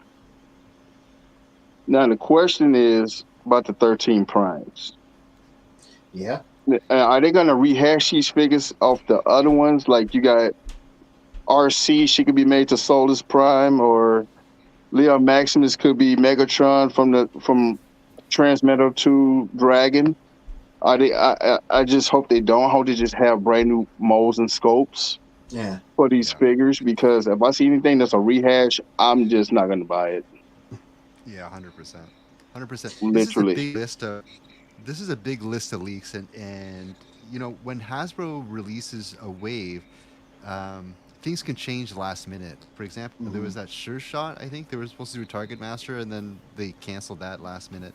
So, like when they do production of toys, like they don't necessarily have the full wave figured out right away. It kind of just it comes together at the end. So, you know, take that with a grain of salt when you look at this whole list. Not all this stuff might be released. Maybe these we'll be waiting until 2026 for some of them to actually come out in a wave. So yeah, it's kind of Yeah, and wait and see JT type Prime, the main leaker, did say that in some of these because these weren't all released at once, which is why they're collated. But with some of the later ones, he said a word of caution: plans can change. Basically, when he was posting some of these, like especially the far out ones. So I would imagine, like, if they're gonna do these, hopefully they're gonna set off with new molds instead of just retooling, because the 13 primes is something that they should take seriously. I hope. Yeah, I just stumbled across one of the last attempts, the Prime Masters from Power of the Primes, where they stuffed them inside pretender shells and tried to say, no, this isn't Bludgeon, this is a Quintus Prime disguised as Bludgeon, and nobody bought it. I like these because they're pretenders, but they were supposed to be the 13 Primes, and everybody was like, no, they're not. They're the pretenders. I know what these look like. So this is like them taking a second pass at the 13 primes, but like doing it right. T-Fan page 101 says a lot of them use ball joints that got weaker after a while, though. Yeah, talking about the Beast Wars guys. That's why they should reissue them. Minty, fresh copies with tight joints. Everything decays. Eventually your figure's joints are going to get loose. That's not unique to Beast Wars. Put some nail polish on it. That's what you're supposed to do, or some floor polish. Not that I've ever actually. They don't make done that floor polish. They don't make that floor polish anymore, unfortunately. It's like Really? $70 a bottle if you want to get it on the aftermarket. Yep. Well, because it's probably had lead in it. Like the paint on all the freaking original toys. I got a jug of the stuff under my sink. Is it valuable Put it on now? eBay. Yeah, no, seriously, eBay that stuff. Yeah. Huh. Wild. So T-Fan page 101 says Animorphs crossover reboot when with a question Okay. mark. A, those toys were terrible. B, I had way more of them than I care to admit because I was a fan of the books back in the day. I don't think there's a way to do them well. So the Animorphs were people that morphed into animals. They were totally unrelated to Transformers. They just, they were books, they were a show. Yeah, that stuff. Oh boy. Yeah. Holy pleasure, my friend. No, that's the first I'm hearing about using a floor polish to tighten up the joints, and that's the first I'm hearing about that one. Well, it's a thing. I've never done it, but like the Vangelis had a pretty good tutorial on it. That you just it's easiest with ball joints because you can just pop them off and like line the ball with them and then wait for it to dry and then pop it back on. It's just about adding like a layer to it. You can do it with crazy glue if you're really adamant about waiting for the glue to dry before popping the joint back on. You just want to add a layer of something to it, you know? Makes sense.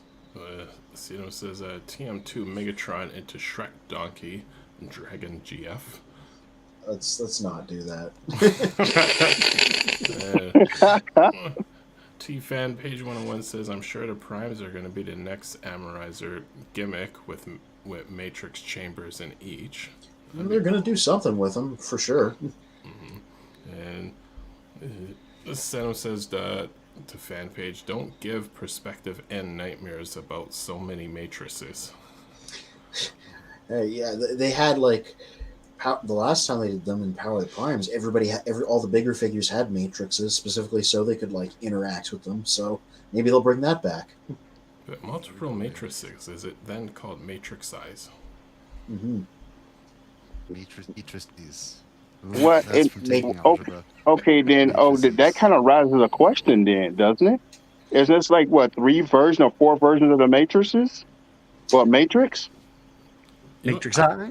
Matrix Eye? I still believe that when they were writing season 3 with the Primacon episode, that they subtly hinted that there were multiple versions are multiple matrices, and that one was telling the story of Unicron. But they never elaborated on from that episode. They did something with that in Japan. It's really complicated, so I don't remember what it is, but like within the last like decade, because they still write manga, usually to promote like the Generation Select stuff, and they did some like huge retcons around like the Primacron's assistant turning into the Matrix, and like the weird glowing cave those guys went into, like turning it into like that's Primus and this is part of their creation story and stuff like that. They did. It made my head spin, and a lot of it flew over my head because it was very complicated. But they have written some stuff about that. Very cool. I feel like this is going to make me go look up what it is and see if I can make it make sense now that it's been a few years. It kind of reminds you of the Infinity Stones. A little bit. Because if you really look at it, if there's six or seven Matrix, it's the same way like they just found the 7th Infinity Stone. Yes, it does exist. A 7th stone. And I said, wait, hold up. It was 6 the whole time. Now it's a 7th one. I can say the same thing with the Matrix. We may have different versions of that Matrix, and it caused them to like go through different transformations or give them sort of super strength and power, or they could have cosmic powers.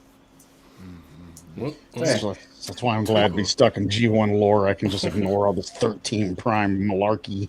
Yeah. Well, I mean, it's funny going back to G1, but let me catch up on the comments. Sedum says the TF fan page gonna make Botbender Orange Drool with that suggestion of Prime being next weaponizers. Also, I don't know who that is. Bender? Are you kidding me? Nightmares of TF Trek crossover tonight. A hero. I mainly went Liege Maximal. Oh, the Yes, comments are on fire, and he is stoned. Thanos high AF. And the 7th Infinity Stone was actually the friends we made along the way. That's the moral of the story. I was gonna say, like, here's the thing: 13 primes. A lot of people like them. I'm not super interested, so when I see those listings, I'm not super invested in getting them. But if they made a Liege Maximo and he looked like he did right at the end of the Marvel Generation 2 comic, I would absolutely be interested in that because, I love my weird G2 Marvel stuff. Similarly, if they did The Fallen and he looked like he did in Dreamwave when he was this, like, ancient furnace robot that was always on fire, I'm like, that was really cool. I'll get that. But the rest of them, they don't really do anything for me. Right. I mean, I'd say, as Toywarp was saying, like, as we stick in our G1 days, I mean, even in G1, there was different elements that G1 tried to introduce, but they didn't do well, which Transformers Prime did it well, and not the Netflix series, one of the Combiner Wars did it well, because, I mean, for G1, there was the Matrix, the Pearl of Bahudin, and there was one other relic that I don't remember. In the comic book, there was the Cube. But then when you look at the Prime series, there's between like the Matrix, the Axe, like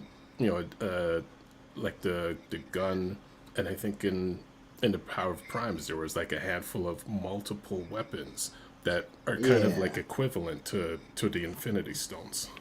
The Star Saber, the Requiem Blaster, etc. The Requiem Blaster. Mm-hmm. You know what? They should bring back the Underbase. Everybody forgets about that one. It was a big thing in Marvel, and then they just never did anything with it again. That was some of the best writing when they had the Underbase, and it's like introducing the Headmasters and Target and Power Masters in their own series of comics alongside the Underbase. But that was, I think, the best part of the comics at that time. Yeah, I always had this theory that the Allspark in the 2007 movie was based on the Underbase because, I read the Marvel thing and I'm like, oh, it's about a cube of massive power that was ejected from Cybertron in the past and is lost out in space, and they're trying to find it. I'm like, I've seen this before. It's the underbase. Yep. Man, ooh. So lots to uncover. For me, in my head canon, if they were going to do multiple matrices, I would like to pursue the idea with that different worlds, with the Exodus novel, how they had space bridges to different worlds, but that all was ancient technology lost and forgotten. So I would like for them to re-explore some of that lore, and like maybe some of those what are those Rock Lord characters could be from one of these planets, and they have their own matrix, Rock Lord matrix or something like that. I think that would be cool. interesting. They have done that a couple times. The idea predates Exodus. It's from Transformers Cybertron, the 2006 anime, where the idea was they're going to all these different colonies, that were lost in the distant past when the space bridges went down, because they need the cyber planet keys to stop Cybertron from being consumed by a black hole. And so it's, a grand tour of all these different worlds, and, you got the Beast planet, you got the Racing planet, you got the War planet. And then IDW did it also later on. Same idea. Space bridges go up. There's all these different colonies. This is when Starscream was the president of Cybertron. That's a thing that happened. Comics get weird if you let them run for too long. So there's a Beast Wars planet, so they could bring in all the Beast Wars guys. That's why there was a Beast Wars planet that got eaten at the start of Rise of the Beasts. They yanked that from IDW comics. Yep. Cool. Interesting. There was a Micromaster planet. Basically, in IDW, they just used all the lost colonies on all these different planets to just bring in a bunch of different Transformers ideas. Yeah, sublines. Like, here's the Beast Wars planet, here's the Micromaster planet, etc. Cool. So as we slowly wrap up, Sedum says, this 7th talk reminds me of the 7th saga from the SNES, and also says an underbase powered Starscream, Chris McFeely. I think somebody made a t-shirt out of that because of how often he says that. If anybody in the audience doesn't know, Transformers the Basics, which is the really good show about the history of different Transformers characters, so many people got killed by Starscream during the Underbase saga that, like, every G1 character's video, he always says something like, and then they were offlined by a cosmically empowered Starscream. So, like, it's become a meme because of how many characters that happens to, and so how many times he says that whenever he does a character video. I mean, the fact of, back then, like, that was like the iconic comic book to pick up, because that was issue number 50. Yeah. There we go. I got a theory. A game theory? Yeah, there he is. Yeah, there he is in his final glory, cosmic powers. Yeah. People always joked that Siege Starscream was based on this because of how he had all that sculpted tech detailing in him. Mm-hmm. Yeah. Well, I mean, was it Power for the Primes? Where Starscream... Combiner Wars? Combiner Wars, yes. Yeah. The Enigma of Transformation. Yeah. The Enigma combination, yep. Mm-hmm. That's another artifact. People talk about the 86 movie being sort of cynically killing off all the old product to make way for the new guys. This was that, like, writ large. Time 10. Yeah, they go out of their way to be like, all of the headmasters and target masters and pretenders are fine because their organic stuff, like, made them not affected. And coincidentally, they're all the new toys, whereas also all the old toys that weren't headmasters and target masters and pretenders all get killed. Yeah, I think I remember reading because Budiansky wasn't on the comic much longer after this. Furman took over like a few issues later. This was like his last hurrah, basically. Like. My big final thing before I retire from this. Cool. So Professor D says belated big bro. Round of applause for my DJ. Thank you, sir. Polite golf clap. Yeah. So it says needs to be a support group parody of Transformers killed by underbase. And Shiva Kobe says, I remembered reading the underbase saga from beginning to end where Starscream sees the past of the underbase and always wanted Starscream to get powers.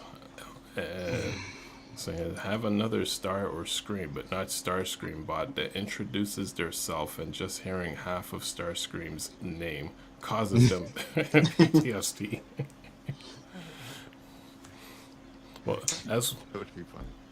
that would be funny. So as we round up for the evening, Oh no. yeah, again, great to see you again, Iceman. What do you got coming up for the week? Oh, I just got to do a theory. I did watch The Rise of the Beast and the Terracons. There's some suspicion about those Terracons. I never envisioned Terracons to be vehicles. Mm-hmm. I thought they was animals, evil predacon that combined to Abominus. Mm-hmm.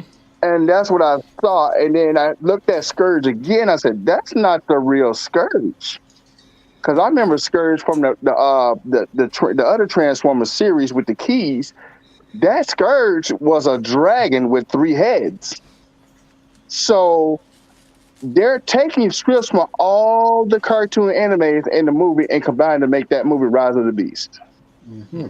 So that could be my dig for the week. Okay. Cool. And Decepticon, what say you for the upcoming week?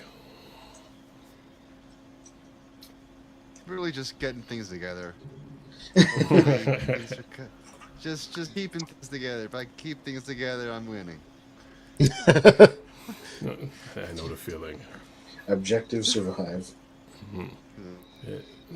Torborp Vintage reviews on YouTube. What say you for the upcoming week?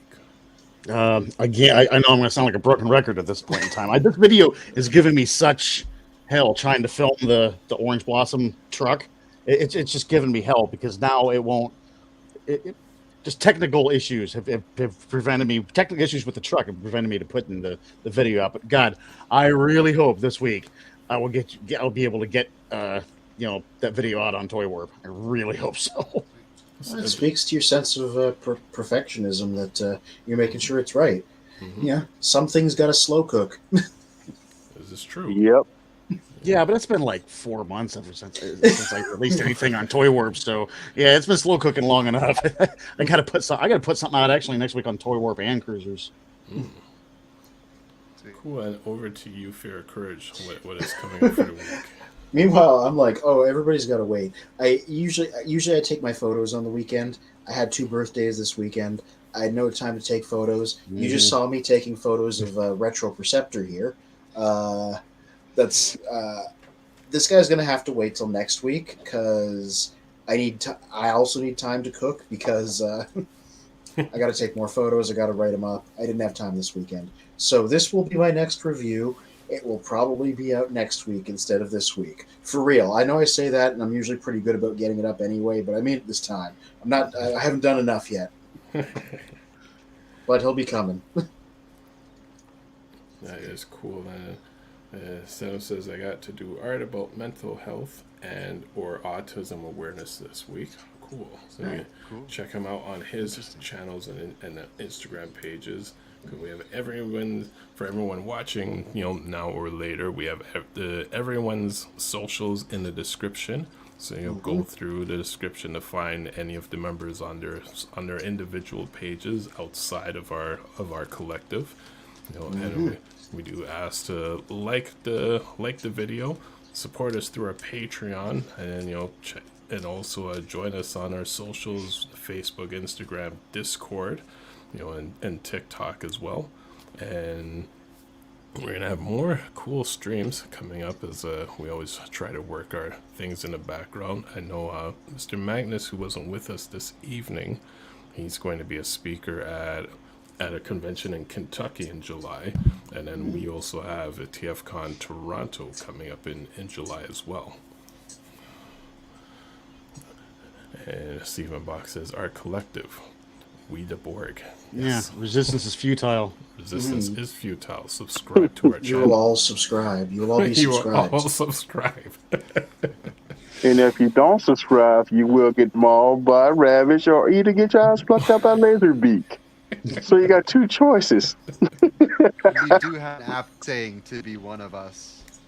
Until all are Until that one, yeah. Until all are one. That is what